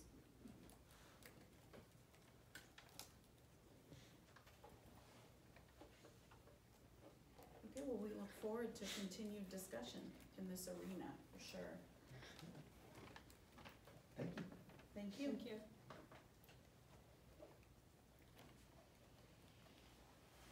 There's a Hewitt end-of-year report in your packet. Yes, Dave Warner, the director, provides us a report every year, gives us an overview of the entire year, seeing some very good success at the Hewitt, particularly with our Belmont students as well. Belmont and Canterbury students are coming out of the high school. It's a great program that they run over there, and they have great options for students, and always looking. I sit on the regional advisory board for the Hewitt. Sean is the school board rep, and always trying to get creative and innovative. Mr. Finch sits on that board as well, to bring in potentially new programs to fit the needs, as well as just try to boost the programs that they currently have. And we're seeing great success coming out of Hewitt. This is a fantastic CTE program. I have one question on the chart, the one that has like teal colors. Yeah. At the bottom, it talks about 1st year enrollment total and 2nd year enrollment total. But there's a pretty big drop off on the 2nd year enrollment. I don't know if that's program design, is that kids not taking part in the 2nd year of plumbing and heating? They explained that. In it, they said that the year 1 was a small group last year, which is why it's so small in year 2 or something. They said there was a drop off. It was still pretty big. I mean, in any program like that, you will have an attrition rate. 66%. Well, Is that a measure of the current year 2 versus the kids who were in year 1 of the program? Or is that this year, 22, 23 numbers, in year one, there was this many, in year two of the program, there was that many? Because I think what Randy's saying, I think is accurate. As shown in the chart at the end of the report, we Right. saw a dip in some second-year classes this year. This reflects a relatively small first-year cohort in 2021, Oh, I which can in see turn that. Right. impacted our 22 second. Yeah, so it's not, you know, It's year to two year, different it's groups, this specific year. Yes. Yeah. Yeah. They're tracking a cohort, basically. And then we only have students at Hewitt, we don't have any at Winnisquam, there, or I Concord. believe we have We have one, at we have one this year. Winnisquam. I anticipate we'll probably have more now that they're adding 2 programs to the Winnisquam program. What are they adding? I wanna say, manufacturing and, cosmetology, There's 2 Concord. and 2 in Concord, yeah. If you haven't been to, I had never been to a Hewitt, it's not called graduation. Is it called graduation? I'm looking at Mr. Finch, I don't No, remember it's what it was a called, but. Recognition of achievement, I think we call it. Yeah, so I went to it this year and I was very impressed with the like what the students have I mean, I know it's written in here, but it's nice to see the students and the accolades, particularly for our students, but for everybody too, so. And we have students that are coming out of the Hewitt program making good money in the trade. Yep. Good. Okay. Any other questions, comments? Okay, Debbie, first up, an update. We have been gearing up, trying to get ready to close out the year and just keeping on top of everything that's going on. We'll be busy after you complete your work tonight. Okay. Bye, thank you for coming. Have a good night, everybody. You too. All right, that's it, that's what we got for an That's what update? you got for an update. Okay. I just, Was there more you wanted? I don't know. Anything specific? No. All right, next up is the withdrawal from the accounting software expendable trust. We had a public hearing tonight. So we need to withdraw the $36,345 to cover the costs that we've already spent. Correct, Debbie? Correct. Related to the conversion, Mm-hmm. so it's reimbursing. So I'd entertain a motion.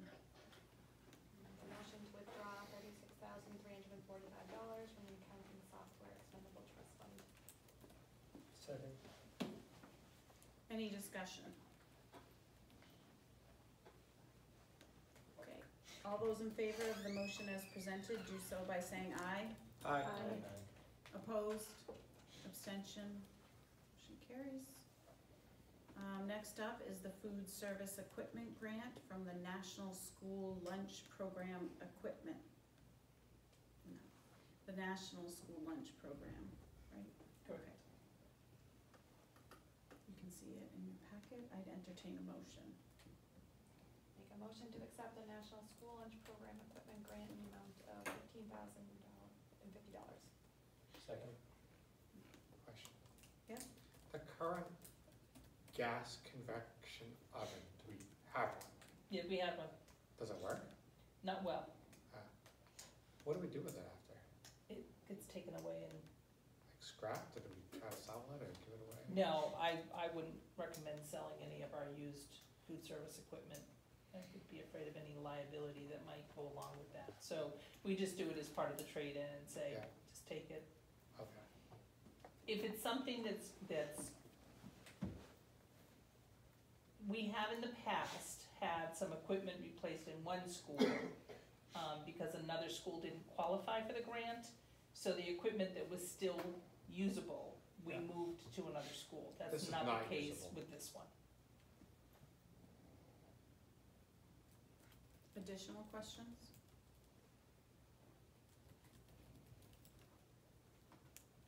Okay, we have a motion and a second, so all those in favor of the acceptance of the food service equipment grant, or the motion as presented, do so by saying aye. Aye. Opposed? Abstention? Motion carries. Okay, end of year funds. Debbie's provided information in your packet. I have, but I think there's something I need to clarify for the board so there's no confusion about where the funds come from. So we have the budget that's been adopted. The bottom line is we can't overspend that budget. So when I do my year-end analysis, I'm looking at what we've budgeted, what we've spent, what we're going to spend, and that's where I come up with the under expenditure. The other component, when we get to a year-end surplus, is excess revenues. We cannot spend excess revenues. So even though I'm looking at an under expenditure estimate of a little over $1 million, we still have excess revenues. The excess revenues become part of the fund balance, which in my mind, when I'm going through the analysis, becomes part of the retained fund balance that the board may vote to keep. And you can, under the vote change, you can keep up to 5% of retained fund balance. Retained fund balance, with the change in the warrant that was given to the voters allowing us to go up to 5%, means that you're no longer bound to that emergency spending that needs approval of the Commissioner of Education. So you can, if you needed, if you had something that came up in the future, you could look to your retained fund balance to cover some costs down the road if you needed to. So I just wanted to explain, because there's so many different components to what goes into a surplus. So, I feel like I ask this every year, but the way we use that retained earnings, whether we Retained use fund it, balance. how does that impact budgeting when we come to November and December? Like, is there any impact? I thought. So what I do is I always assume that that's going to be returned at the end of the year, so that goes in as the fund balance when we're doing the following budget year, because you could vote not to retain anything. You would have to return that. If the board said to me, okay, we're gonna start using some of that retained fund balance if something comes up during the year, that would just impact how I do budgets and how we propose going forward.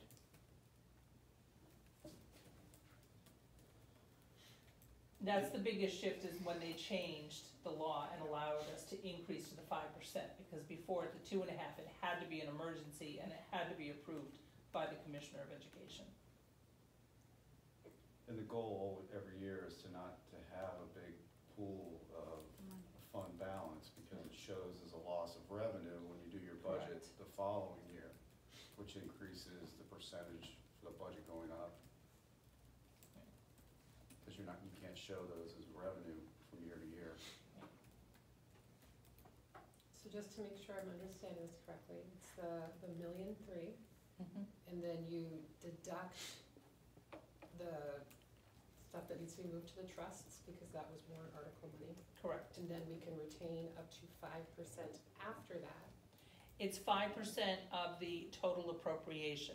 So it's how much is the local appropriation for Belmont, how much is the local appropriation for Canterbury, and what is the statewide property tax.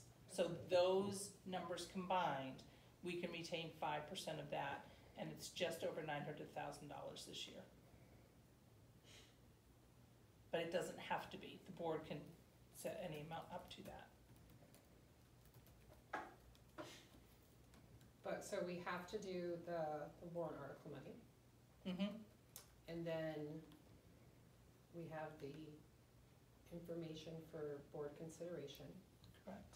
So that's that, it has the amount for the roof over bidding, has the items that were cut during budget development.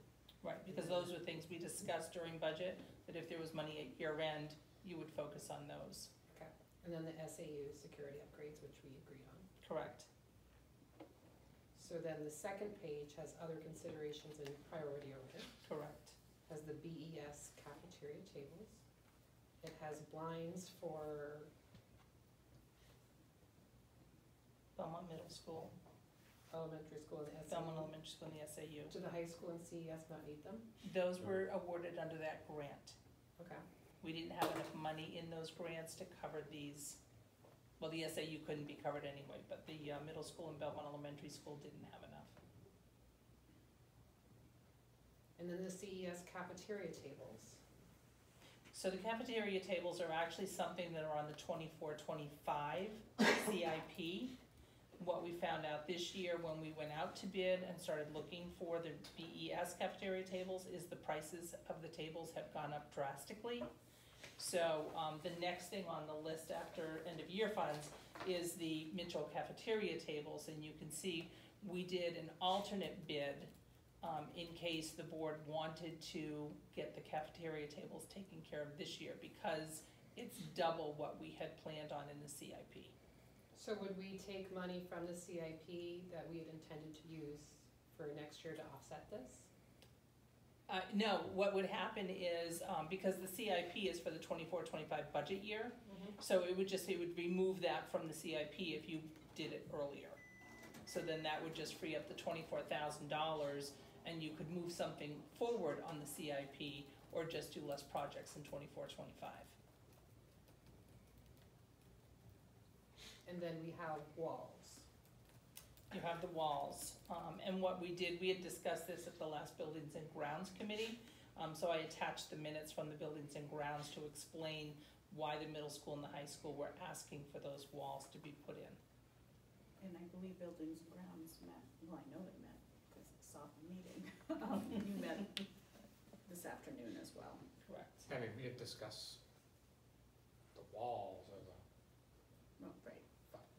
So what you're saying is right now we have $1.3 million. Estimated $1.3 million. In under expenditure. Mm-hmm. That doesn't include additional revenue. Correct. How much additional revenue do we have? A little over $400,000 at this point. Okay. So then the map that's in there, is that the Able Room walls, or is that the? Yeah, so basically, we have an ABLE program at Belmont Elementary School. We have an ABLE program at Belmont Middle School. At Belmont Elementary School, the ABLE program has in the past, we built additional space in that room. Basically private rooms, like Yeah. very De-escalation small areas. De-escalation areas, as well as just some individual spaces for staff to work with students as well. We do not have those spaces at Belmont Middle School for those students coming up from BES ABLE program to BMS ABLE program. Therefore, students that have been accustomed to having these de-escalation spaces at the elementary school are now coming to the middle school that do not have those spaces. So the current middle school kids that were at the elementary school, they had spaces and they came and they were okay though, right? Well, they're, I wouldn't say okay, they've been utilizing the locker room. It's just, it's not an ideal situation at this point. And we have more students coming up next year from BES to BMS that need ABLE resources than we have in the past. How often is it used? Well, how often are they used at the elementary school, and how often are they utilizing whatever space they can at the middle school? I'd say every day. And are these, Correct me if I'm wrong, Mr. Hill. No, it is used every day. We struggled without it. Yeah. We struggled without it. So these Creating kids spaces. leave class and then go to these spaces to, I'm assuming like, I Googled it and they said like, hopefully before like an episode occurs. Correct. Does someone go with them? They have staff with them, yes. Several of these students have one-on-one behavioral assistants, as well as we have certified teachers that work with these students. in the ABLE rooms? In the ABLE rooms, and at BES, we have school psychologists that works with the students specifically in that program. Tanya or Ben, but these do not meet definitions for seclusion, correct? Or do we have to report on these? We as do have to seclusion? report on those, and we do if it does happen. Every day we're reporting? Not every day, Seclusion doesn't happen often. not often. Most often there's a staff member in a room with a student, even when they're going through an episode. Okay. It's very rare for seclusion, but a large number of the students that are at Belmont Elementary School are moving up to the middle school, as Mr. Tercey said. And we were hopeful that they would not need access to the ABLE program as much, but unfortunately, they're still needing that. So what happens when they get to high school? Do we have to do this there too? We hopefully by then, we're in a good space that they've learned the coping mechanisms and strategies to be compliant. Our kids at the elementary school have improved, but they still need these options, and they're learning to self-advocate and use the options proactively as opposed to reactively. But without those resources, I mean, it's reduced our restraints and our staff and students at risk. It's necessary space. It also provides us with space to use proactively. There's therapy rooms that students can go into and use with the school psychologist, teacher. I mean, I would consider that a high priority for the middle school. I'm just inquiring, because I attended the buildings and ground meetings when I heard Mr. Pope say that currently the middle school has, I think he said 5 students that used it 177 times this year, which seemed like a huge amount to me. And then to my mind, I was like, but now they're coming out of class, like how are they getting that information back? Yeah, so that's why we put this as an importance to construct those walls and use these funds to do so. So the students that are accessing this, these safe spaces, I mean, would these students otherwise be considered for out-of-district placement, or what, I mean? Potentially, and there's a full process involved in order to make that determination, but that's our whole goal, is to keep students that need these types of supports in district. So it was a pretty high dollar amount for a couple of, is there anything special about the walls that makes them cost more? No, so the price that's in there, the cost was based on a original quote that was given to us to construct the walls at the class, I should say the spaces at BMS as well as the spaces in the school counseling office at BHS. We do feel that we'll probably be able to come in lower than that, but our discussion of building and grounds was to approve up to that amount, and our goal will be to come in lower than that. And Steve was mentioning that he's going to work with subcontractors individually to bring that cost down, particularly the subcontractors that we currently work with in the district. So Yeah, we'll be able to come what in I lower heard than that. was Steve was gonna work directly with the contractors, rather than hiring a Hiring one company to do overseer, that. yeah. So Steve becomes a general contractor and he works with the subcontractors to get the project done, compared to hiring a vendor that acts as the general contractor that then subs out That's the what we work. talked about tonight. Yeah, the last contractor that did the ABLE rooms for us, he called them to get a rough estimate on them and BMS, and at the time they did it, it was very cost effective. And so this number came in, of course, we have to put it out to bid, which is good, but, I don't know. Yeah, who knows? especially if Steve acts as the contractor himself, then he Yeah. could sub out the components and. Yeah, we're not paying the 10% for Right. someone just to The oversee overhead. everything. And Mr. Pope said some of the students who go into the locker room have kind of injured themselves by throwing themselves against the metal doors and benches in the gym, so It's needed. it's Natural consequences. I thought they were in like a tech space. no. That was the original STEM room Right. that did have woodworking equipment and so forth. That's been moved up to the second floor, and we turned that space into the ABLE program. But what's happening is, because that space is so large, if a student needs, because they don't have any de-escalation areas, they're using the locker room, the boys' locker room, as a de-escalation area.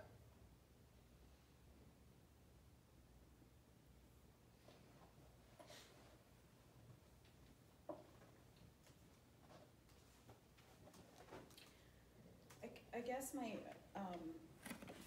one concern, not saying it's not needed, because I know it is, did we not know this was happening? Like, I feel like this isn't a surprise. Like this is the first we're hearing as a board, I'm just saying, it's the first I'm hearing as a board that there was an issue with Belmont Middle School's de-escalation. It was part of the budget development process, he had requested that in the budget.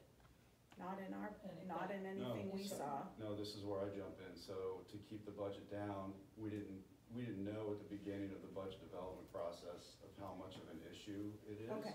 Therefore, when the principals bring forward their proposed budget to me, I cut things out no, in order to bring forward a budget that I think would pass through the board. Yeah. So it was cut out through my process with the administrators and never made it to the board. And then we realized how much of a need it is. So that's why we're bringing it to you now. Which is fine, I guess it goes back to, I would like to see when the principals report on things, that we have a sense, because otherwise, for me, I'm like, I didn't know this was an issue. So I'm hearing about it now, I 100% agree it's needed, I don't disagree for 1 second, but it's weird to me that, or I would prefer that we know more about what's happening so that I can make an informed decision And that's why that was one of the reasons why, I requested, when principals report out, it doesn't all have to be puppy dogs and roses. Report out your struggles, as well. Things you're successful at, but, there's always things that we're unsuccessful at, as well. I think the other piece too, in previous years, when we built the walls at the elementary school for de-escalation space, we used grant money to do that, and we were hopeful that we would be able to do that this cycle around, and unfortunately, we're not able to do that out of the grant, so I think that was the other piece too. Is it because it's a middle school or like an age thing? Why? No, because I'm not allowed to build any more, You can't do construction spaces on my projects. IDA grant. Okay, that way.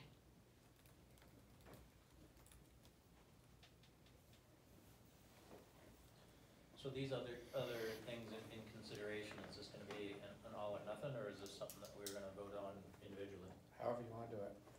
Well, where does buildings and grounds stand on some of this stuff? I guess I can talk for what I think. I think like the BMS ABLE walls, we kinda do that, it's a safety issue for kids,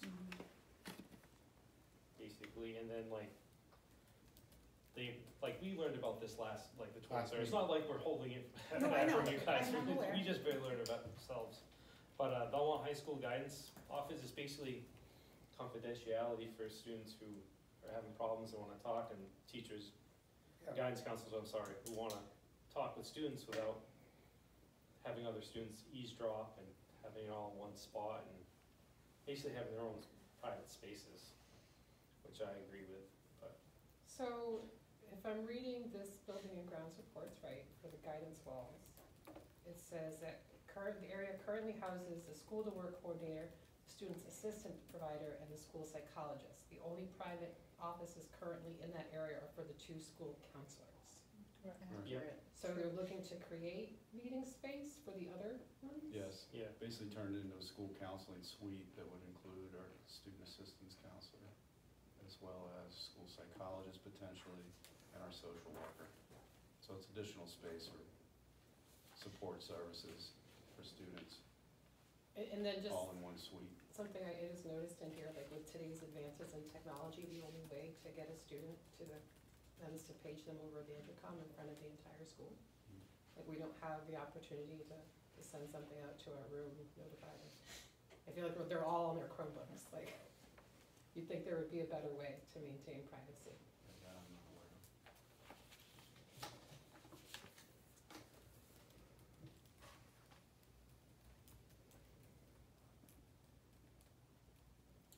Who else?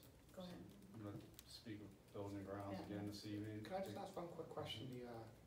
The walls for guidance, did that come up in your discussions with the principals over the budget? Yes. It was actually in last year's budget development process the too. walk- Yeah, It's walking, 2 we years. talked about it last year. Wow. They pointed it out during the walkthrough. 2 years.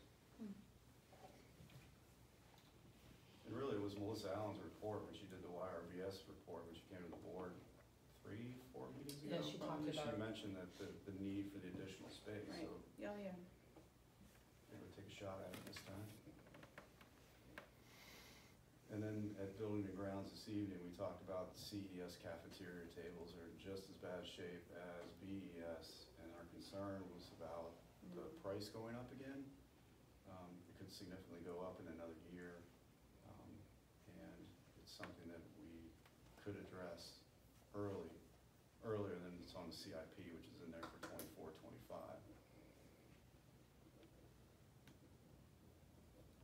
In my understanding, Building and Grounds was supportive Yeah. of that. And personally, I wasn't there, but I talked to Steve, and I support that, because the first bid we got on the tables, they said $162,000. And that was just for BES, so. Did anything come back from local? He had no interest, Okay. he didn't wanna reconstruct it, Steve did, the people you'd recommended, they came back and they had no interest, and Okay. one guy says he couldn't even do it for less than 120,000.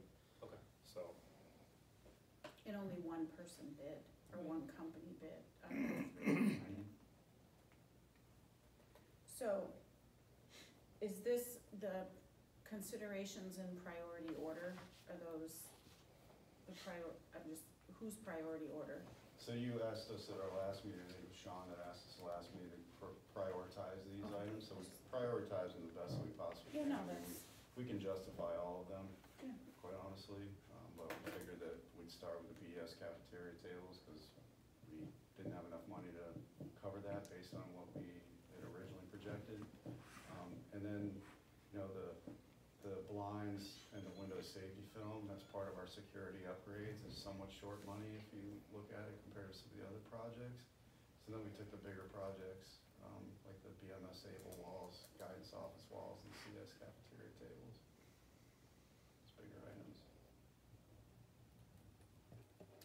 There's still stuff, I'm trying to figure out how to look at this, because, meaning how we would, because I'm looking at Debbie's recommendation for the use of funds. So BHS roof, we haven't voted on that yet, right? You already We awarded did. that bid, Yeah, that's what I and that thought. was over, so that's why that's up at the top, because you already voted and we said we would be able to use end of year funds to cover that. It was Right, over. so out of these, like, we didn't approve, did we? I think she wants a, what if we approved and what haven't we? That's approved? exactly what I wanna know. So, Thank you. the high school roof was the only thing you've actually approved. And the security And upgrades. SAU security. The security upgrades, right, so Okay. what you cut during the budget development, you did not formally approve. Okay, I just wanted to make sure, cause I thought we had approved some and not others. And the reason why that's in there is because through the budget development process, there was discussion around Right. using end-of-year funds to fund those, that's why he took them out. Not saying that you approved them at that point, that you Yeah. were gonna use end-of-year funds, but it was already part of the budget development process, which the ones for the other consideration and priority were not discussed, other than the BS cafeteria tables. Okay, So- go ahead. So let me start by, I'll make a motion to approve the expenditure for valve holes, SAU bathroom partitions, BMS PCT tile. Just do that section right now. So you just, So wait, which one, where is that? The ones that were cut during budget development, the $22,071. Sorry, Okay, 20,000. yeah, got it. so you just made a motion, Yes. correct? Do I have a second? Jill seconded. So the tiles, we talked about, cause you all weren't part of that, some of you weren't part of that. Tiles coming up in The the, second floor of the middle school, there's a classroom, and in the hallway where tiles are starting to basically lift and fold up. So we want to replace those before they become a tripping hazard. And that cost keeps going up every time we ask for an updated quote, it just keeps going up. Is tile the best option? Yes, the VCT tile, it's the easiest to maintain. and then the SAU bathroom partitions are self-explanatory, Yes. okay? You can't put enough paint over the rust, they're the original partitions that are in there. Okay, Is my name still written on it? could be. I don't know, man. that one, have you? It's an additional story, you might all wanna hear it sometime, but. And then foul poles are expensive yet self-explanatory. That's concrete. Basically, to install So them. those tiles, is this really a hazard or does it just look like crap? I would say it will eventually be a hazard. And to your answer, yes, they look bad. I personally do not wanna spend money on things that aren't considered like critical, like, I support the ABLE stuff, I support the security upgrades. This feels different, foul poles feels different. And I like sports, I watch the games, I want new foul poles, I want them painted, I want it to be obvious, but they got cut, then we put them back in the budget next year. What's the issue with the foul poles? What's that? What's the issue with the foul poles? Like, are they falling down? No, Can't remember. we purchased out of what the equipment line, I believe it was, athletics, we purchased these very long foul poles that you have to put in the ground very deep with concrete. Did not budget for the installation of those, so we already purchased the have poles, but we have them, they're on site. Oh, we physically have the poles, We so have the it's poles. really the concrete for the poles. The installation. Oh, now I feel I have to approve this because I want stuff sitting around. No, no, go ahead. Other discussion about, you did 3 together. That's your motion. You know that, Yep. right? Okay. Other discussion? So based on the last thing that you said, you wanna pull those apart?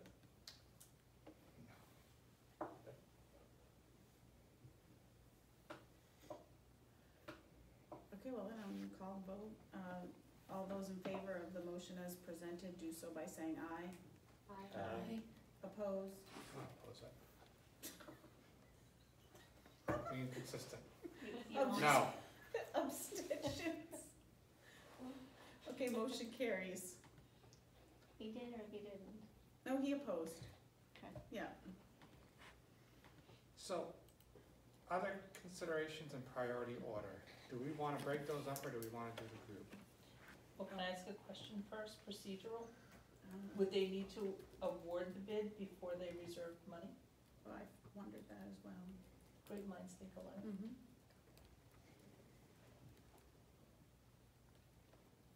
No. No. What do you mean? Do we have a date deadline of when we have to, Although, is it? I'm sorry? Is there a date deadline that this has to be decided by? Yeah. Yeah. You have to encumber. I have to encumber the money, we have to get it By entered June into a 30th. contract by the end of June. The bid is in your packet for tonight, I just didn't know if we needed to flip how the board was doing that. No, because what you're doing here is Just you're reserving approving, funds. you're approving Okay. I did. up to that cost.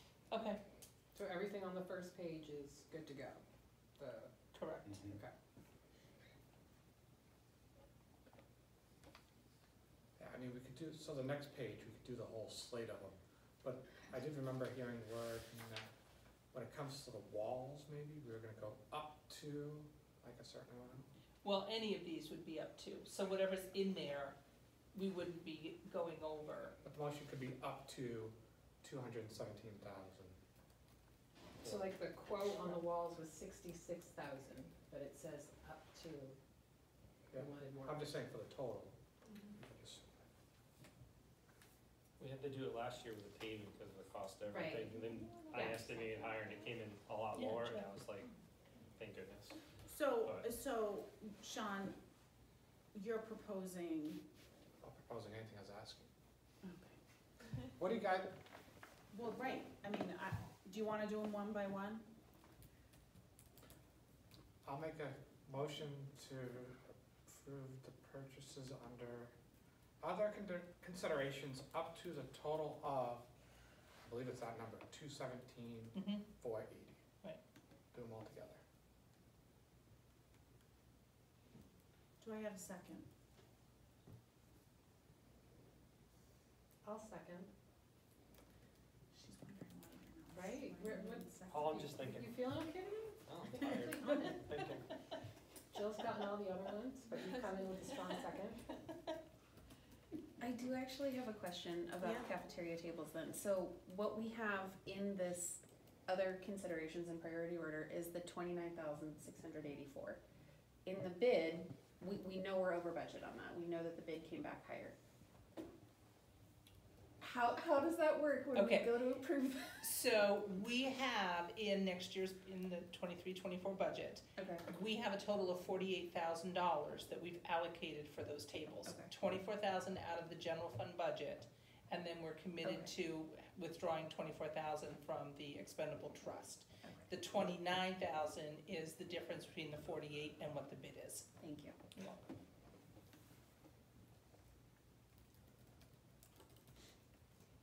Additional questions, discussion?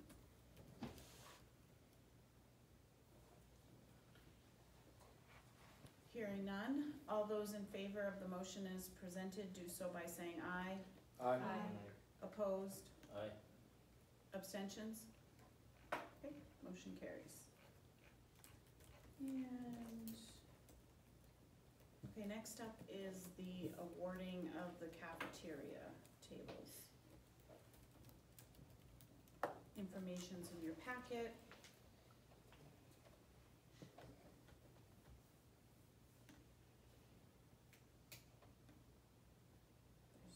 There's no motion listed because it's up to buildings and grounds, so, right, you would Correct. normally. Alright, make a motion to accept the award, the tables to Mitchell cafeteria tables, the amount of, To Hertz Furniture. Hertz Furniture, sorry. Reading the wrong spot. In the amount of, or, The total amount of $131,219.76. second. Can we double check something?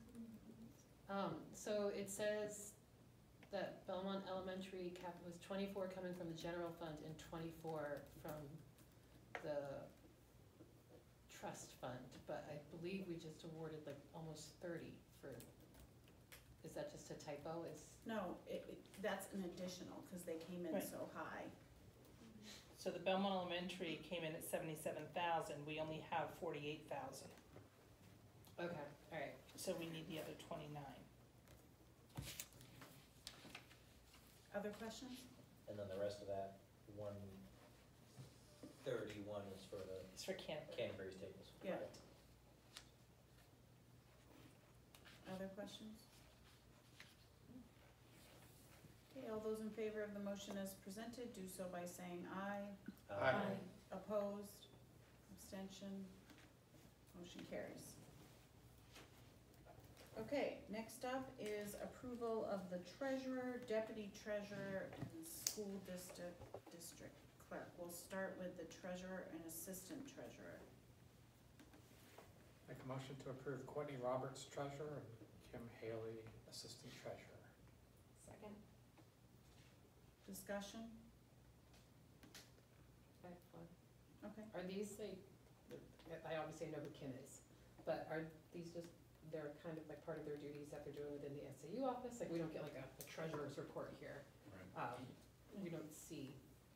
I mean, you can get a treasurer's report, they're available, we never put them out, but Courtney, is not one of, I mean, she is the treasurer, she doesn't have any other duties in the district. Just curious. Any other questions? All those in favor of the motion as presented, do so by saying aye. Aye. Opposed? Abstentions? Abstain. Next up is the appointment of the district clerk. Motion to appoint Greta Olson Wilder as district clerk. Second. Any discussion? Okay, all those in favor of the motion as presented, do so by saying aye. Aye. Opposed? Abstention? Motion carries. Michael? Thank you. You're welcome. All set? Am I all set? Did you say Michael? Yes. Oh, I was like, oh, sorry. you're done? I didn't hear you. Fantastic. I'll keep it brief. We're busy wrapping up the school year. You know, people tend to think that things are quieting down right now, but this is a really, really busy time for closing out the school year and finishing things up. We have several celebrations, starting with high school graduation this Friday, and then the elementary school promotions and middle school promotions next week. So it is a busy time, and I think everyone's looking forward to summer. On the note of summer, I do want to make sure the board is aware. We've been working with the town of Belmont to an organization called Work Camp New England. Not sure if anyone's ever heard of them. They're a group that houses college students and some high school students over the summer to do community service in specific communities, such as, I think last summer they were in Franklin. This summer they're coming to Belmont. And what this organization does is that they work on home improvements for families that cannot afford them. And as a school district, we have an opportunity to house this group of students. And the high school is going to be the place, it basically turns into a dorm for 2 weeks. And these students go out supervised with professionals in carpentry, roofing, and so forth. They go out and they work on people's homes. And this was brought to us, the town of Belmont. Donna Silly works with families in need in both Belmont and Canterbury. It basically spans around the region, which will, even though they're gonna be in Belmont, they could also work with families in Canterbury. Donna provides the names to the organization, and we, as a school district, house them so that they can work out of the high school for 2 weeks and helping our families in need to get these home improvements done that they couldn't potentially afford. So it's gonna be great. There's about 10 applications right now, so we're waiving waiving all the permitting, fees for that. That's great, Mark. We're in the process of trying to get, property owners, signatures as well as, residents, to try to get that ball rolling. That's great. So it's a great resource for the community, particularly for those families that are in need. I was happy to offer the high school as a place that they can work out of.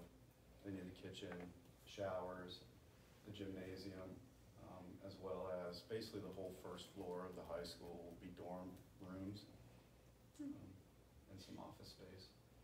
So we're making sure that we're aligning all of our summer projects at the high school to not impact the last week of July, first week of August, that this group will be in the high school. Or you do it when they're there, and if they have extra time, you can help out. Yeah. Good idea, Randy. You don't need to sleep. Yeah, exactly. It's free walls. So it's a great opportunity, and pleased to share that with the board that we're High part of school it. can be open, like accessible Yes. during that full time. Yeah, we'll give the director an access badge. Could you give us a update on the whole senior prank thing?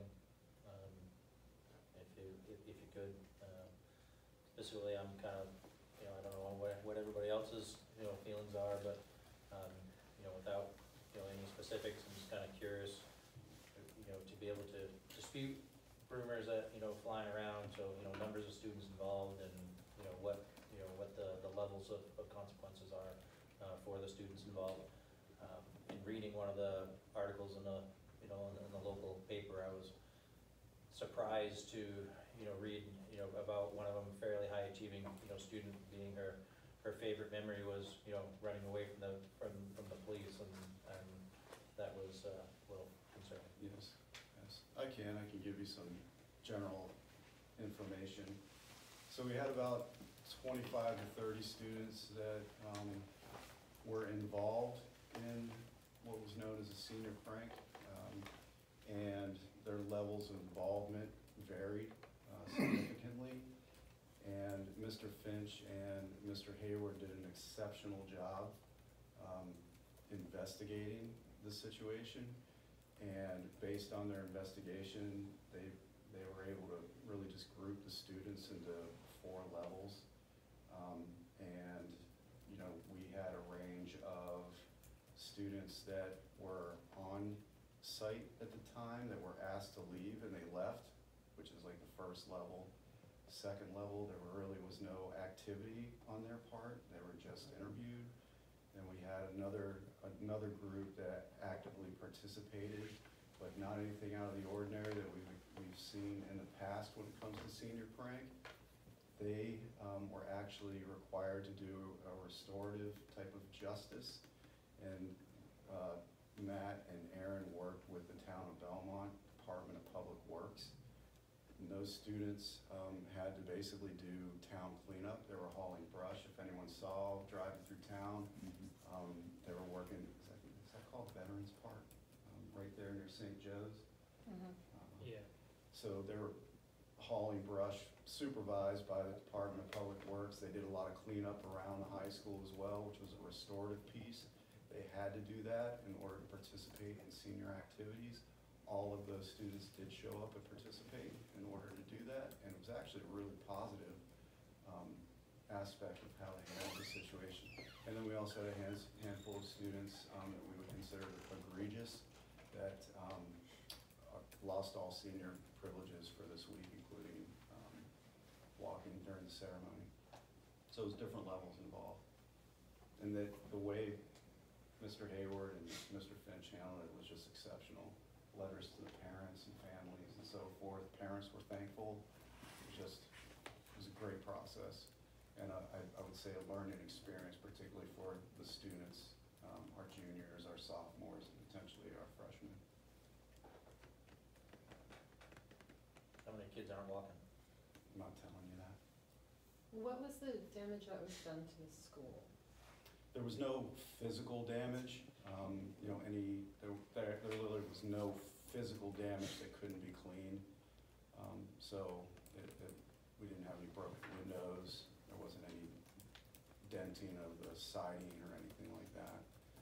It was just a really difficult situation for our custodians and buildings and grounds to clean up the following morning. The Facebook police said that underclassmen helped clean up, which, if that's true, that should be noted that that was... Highly noted. There were several students that came down to the main office to talk to Mr. Finch and Mr.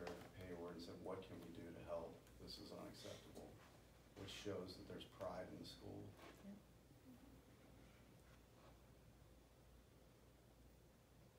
So that's what I'm providing tonight. Any other updates? That's it. I have a question for you. Sure. So you indicated in your last update that we're losing our Title I status for the middle school, but that there was a possibility that it could be... No, not at this point. We're not seeing that possibility there. We're hopeful, but based on our communication with the DOE, I don't really see potential. Yeah, and they won't know until we complete our end of year uploads of all of our ADMs and everything, and they run their calculations. Based on the calculations I've run, it's very unlikely that we're going to meet the threshold to have any middle school Title I. And the difficult piece too is if they came in late in the game and said that, yeah, that middle school would qualify, we've already reallocated the teaching staff as well as the support staff to other positions, so we'd be hiring late. Try to hire late in the game is very, very difficult, even now. Yeah, we won't know until probably August. So, from what I read about what it takes to qualify as a Title I school, it's like a percentage of students that would fail and a percentage in poverty? So there's multiple levels to it. So the first thing is based on what percentage of your students qualify for free and reduced lunch. And if it meets a certain threshold, your school automatically qualifies. Then the second level is if your school doesn't qualify, take the percentage of all of the schools and does that school meet the average of your district? We don't meet that for the middle school. Then the third qualifier is the school specific in grades or do they cross grade spans? The middle school crosses grade spans because we also have fifth grade at Canterbury. So the middle school wouldn't qualify for that. The high school then qualifies at that point. So the high school would take precedence over the middle school. And it's not likely that you're gonna put a Title I program into a high school. So the middle school, unless there's some major shift in the ADMs and the free and reduced, the middle school's not gonna qualify. So it means that our community's thriving and not meeting poverty lines to qualify? So what that means is the high school numbers of those who are applying and qualifying are meeting, they're bumping out the middle school. Those, it used to be typically that a lot of high school parents did not apply for free and reduced. And if they didn't apply, then they weren't counted. So the middle school was always higher if you look at the average across the district. But we've seen higher and higher numbers coming in for the high school who qualify for free and reduced. So that's changing the total district average And that and could also, making the middle school go lower. sorry, that could also use, so we have that transition for those middle school families going to the high school. They Right. originally qualified as middle school families for free and reduced. And now they're at the high school. Does this have anything to do with applications at the middle school? Like not enough students? Oh, no, we're getting applications in. So it's not related It's to. at the highest rate than we've had in the Yeah, past. it is the highest rate, So yeah, we're but the numbers in fortunate. Canterbury, the free and reduced numbers in Canterbury have gone up, and the numbers at the high school have gone up, so.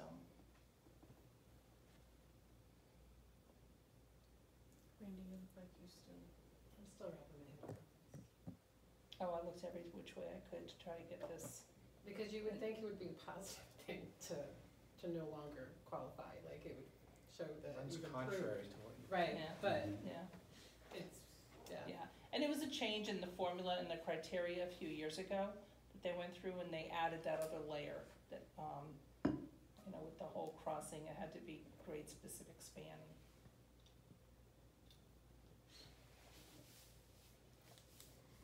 Okay, anything else?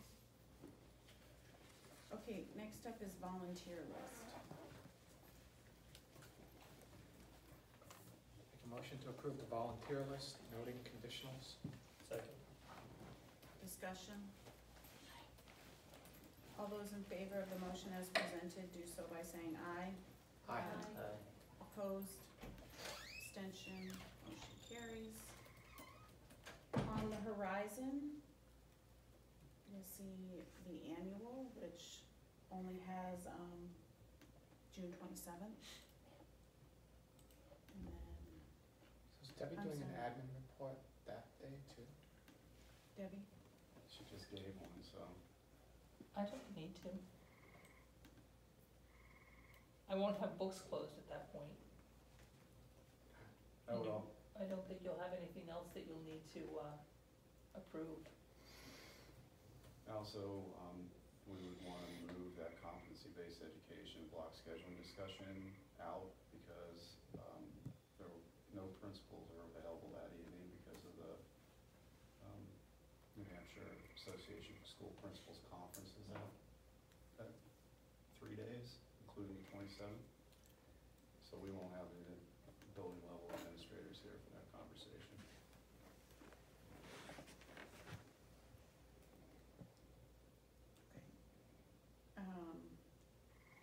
What day is I'm looking at my calendar. When's the next board meeting in July?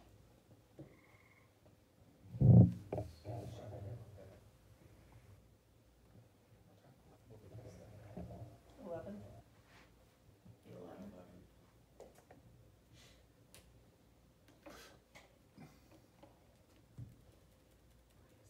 So that conference, when is that? Is that like a week long thing? 3 days, 26th to the 28th.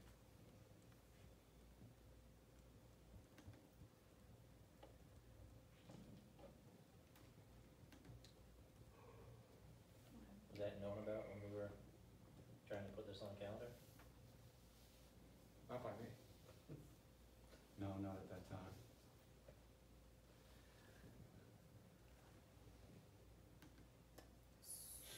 So we meet the 11th and the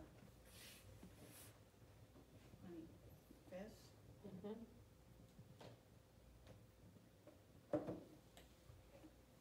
The reason why I say that, Mark, is because not all of our principals are registered at that time, but they are.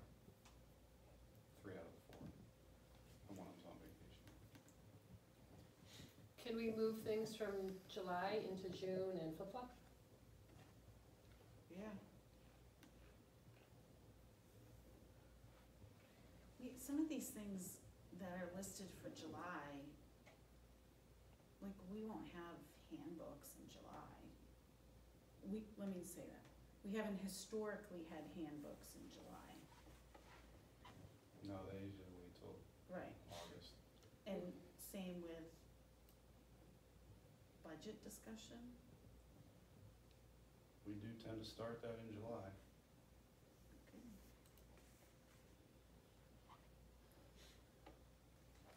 Well, and principals will be, and this is over 2 meetings also. Well, we're gonna do it, so we gotta figure out which one, which day. Can we do school board internal policy in June?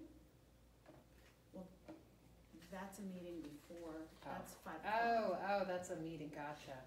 I'm like, sure. Oh, how come Could the how come it's level- up there as well as down below, policy meeting? So what we do is we meet as a policy subcommittee at 5 o'clock prior to the second meeting, regular scheduled board meeting, and then whatever comes out of that meeting goes on to the first meeting of the next month. Alright.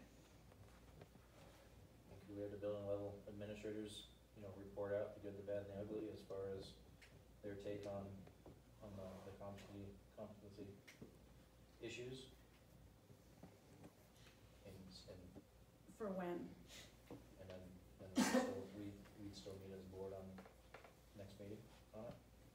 Well, so, I mean, yeah, we can do whatever, but I actually I think we have to this is my personal opinion, we have to define whether we're talking about competency or whether we're talking about the 1 to 4 competency-based grading scale.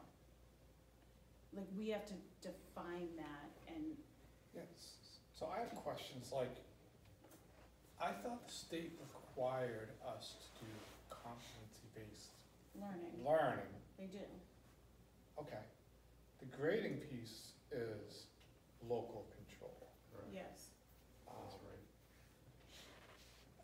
I don't know how grading looks when you have to do things a certain way, like the state requires, but I feel like, is Silas gone?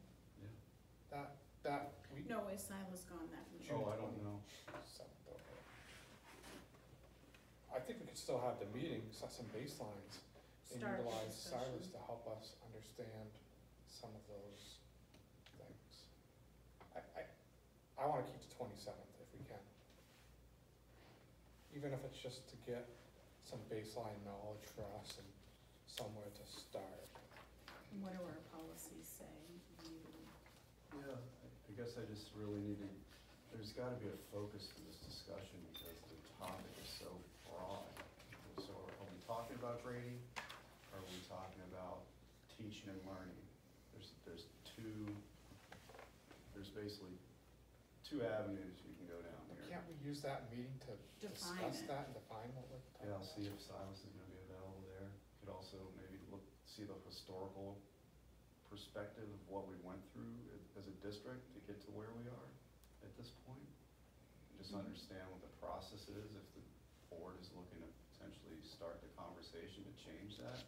I think it can be wrapped into the work we're gonna be doing around our strategic direction. But again, it's just need some focus to provide information. I just don't know what that is at this point. And my rationale for bringing this topic up, now, I'm not opposed to competency-based, competency-based instruction. The failure point I see is the assessment piece versus a Carnegie style system. Is your concern at the high school level only or the middle school? Across the board, K-12. That's the other thing you got to discuss is, are we talking K4, are we talking middle school, are we talking, so it sounds like the full gamut. And then Carnegie, what is that? Yeah, ABCD. well, it depends on how you, what, other people define it different ways, Carnegie, so I actually wonder if we do some level setting, common use of terms. So when Mark says Carnegie, it's the same thing when I say Carnegie. Well, maybe let's be honest, I never say Carnegie unless it's in this meeting, but I just think we don't know. Who knows what our policies say? That's a question. Like, I haven't gone to look at I know Michael can tell us where to go look, but. Yeah, I think that's the only thing that the board was involved in Right, well. 5 years ago. Right, whatever it for was. competency and for grading, right? So the board was involved when, Yeah. quite honestly, when I was hired, that you're already in the process of really trying to bring a personalized teaching and learning approach to the district. And that's where competency-based education comes into play. At that time, the grading was the focus, and it caused a lot of controversy in both communities. And we shifted that focus 7 years ago from just focusing on the grading and then to focus on the teaching and learning aspect of competency-based education. And then the grading was the last piece. And that's where the board got heavily involved because a proposal was brought forward for a policy change, which was the grading scale. But the board was involved in those community forums and all of the work that we put into basically bringing forward this competency-based approach to teaching and learning.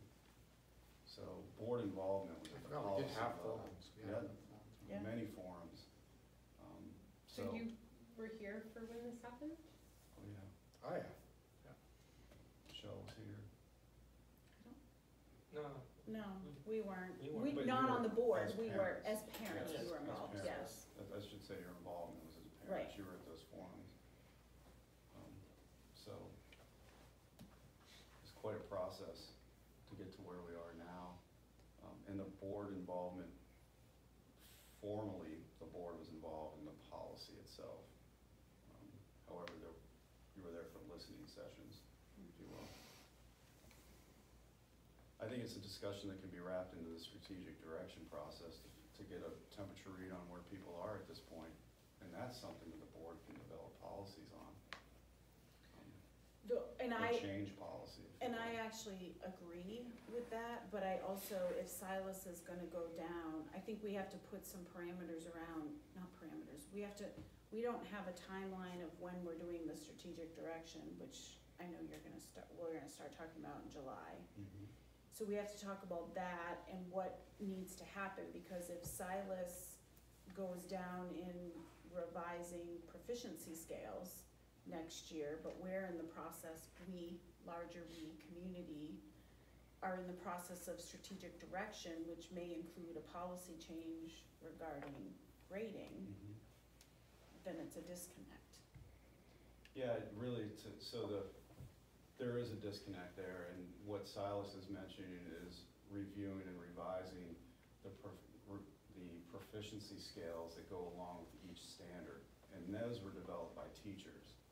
So there was a lot of work that went into developing those proficiency scales for each one of those standards that are completely developed by teachers, that they use to grade. It really seems like it's coming down to grading practices and a grading scale. It's not, so if we could focus the conversation as to what the outcome might be, I think that's gonna be helpful. Cause I think if we went to, not just the community, but the teachers in general and said, we're looking to change this, you might be able to fill the room. I think a lot of them would say, thank God. I doubt it. Well, so, Think what? A lot of them would say, thank God. changing what? Competencies or grading? Cause Grading. grading. I have no clue. I'm kind of curious, actually. I could say right off the bat that at the elementary school, and Ben, you can correct me if I'm wrong, going to a 4-point scale didn't necessarily change how they were grading at all. I mean, but it delayed some parameters around what is a 1, 2, 3, and 4 based on proficiency scale for a standard, but it's always been that type of scale at the elementary level. Bigger transition at the middle school, but a big transition over was at the high school, because we had kids that had experienced 3 different types of grading scales in their high school career. It was crazy and confusing. Does the grading scale have to be this consistent K through 12? I mean, our kids go K through 8 and they're on the 1, 2, 3, 4, and then they transition to Guilford and they're on to A, B, C, and D. Not necessarily. I mean, It seems like it's a high It's school. a high school issue that comes up more regularly, I feel. Right. Well, I think though that Randy brought up today a middle school issue, which is twos mean nothing. I'm not saying, I'm just, it's a good, so what about on the 27th if we refine the question or the outcome or what we're trying to discuss and ask the question? I mean, I don't think we can dive into this tonight, but we still have multiple things to do. So my proposal is that it be moved to the 27th, or not moved, it's already there on the 27th, and we start to drill down to like what we're gonna do. Meaning, what's the focus? When are we gonna put it back in to keep going? Like, it just seems like we need to have this multiple times because Correct. this is our We have horizon to- is pretty full. I think we're gonna have to move, we talked about, we need to look at, we should put on the agenda to someone, a retreat. Because maybe we dive some more into a retreat this summer. What do you mean by retreat? Like, you brought this up last year, and I was curious, like, does it mean you'll, like, go hang out and play mini golf? Or? No, unfortunately, it's a working retreat, Okay, so. all right. And I'm terrible at mini golf. I'm down with working retreats. Terrible. I'm very It's a competitive. working retreat. Yeah, I mean, historically, it's basically an off-site meeting. Do we But like it's- open it to the public? It has to be Same open. thing? It has to be open, I mean, you do post it just like you normally would, but the idea is it's just off-site and it's typically a couple topics, like it's not a regular agenda, basically projects or things we want to discuss as a group about. Those types But of I things. agree, and I wonder, meaning to your point, it's not a one-off discussion. I don't think any of this is a one-off discussion. I would hope it's not a one-off discussion. It should be something that's well thought out, focused. We get the historical information, how we got here, Right. what people are thinking. What's how do we structure this moving forward in relation to the strategic direction so we can get input from the community at large, families? I did reach out to some other middle school parents and I said, thinking about your child's middle school time, have they ever gotten like a 2 or a 1.5 or 1? And they were like, yes. And I go, all the time, blah, blah. And I was like, all right. I'm like, and what if that meant that they were failing? And they were like, what? And they were shocked. And it's because it carries no weight with parents and I think with students too. And that might be why they struggle so much when they get into 9th grade. So that, I guess we'll go around this discussion right now, but, high school's a credit bearing Right. for a course. Middle school, your consequence for not passing a class, whatever that number might be, is retention's really off the board. It's off the table. There's no research there to show that retention is helpful in any way whatsoever. So what is the weight of that grade in the middle school? That's a question that anyone will ask. That's a difficult piece. It is. So then you get to high school and it's boom, you gotta get a credit, you gotta earn the credit in order to graduate. And I'll agree that, there's no research to show that retention works for the student who was retained. However, the retention does work for a lot of the other students that see that student retained, which isn't necessarily fair to that, to that one. But retention is a motivator, that's for sure. I'm So we're gonna move this to the 27th, and we're gonna keep going through this agenda.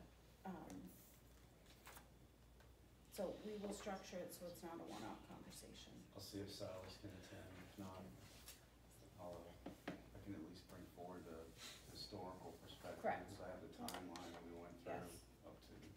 And then we'll Just so- include the policies, the different policies in our packets and all of those things. One policy, grading policy. Great, okay. IKA. Okay, thanks. Enrollment report is in here for, Michael, anything you wanna say? Yes, I just tend to give the number, get to it. So our district total at this point is 1,133 students, pre-K to 12. Any questions for Michael?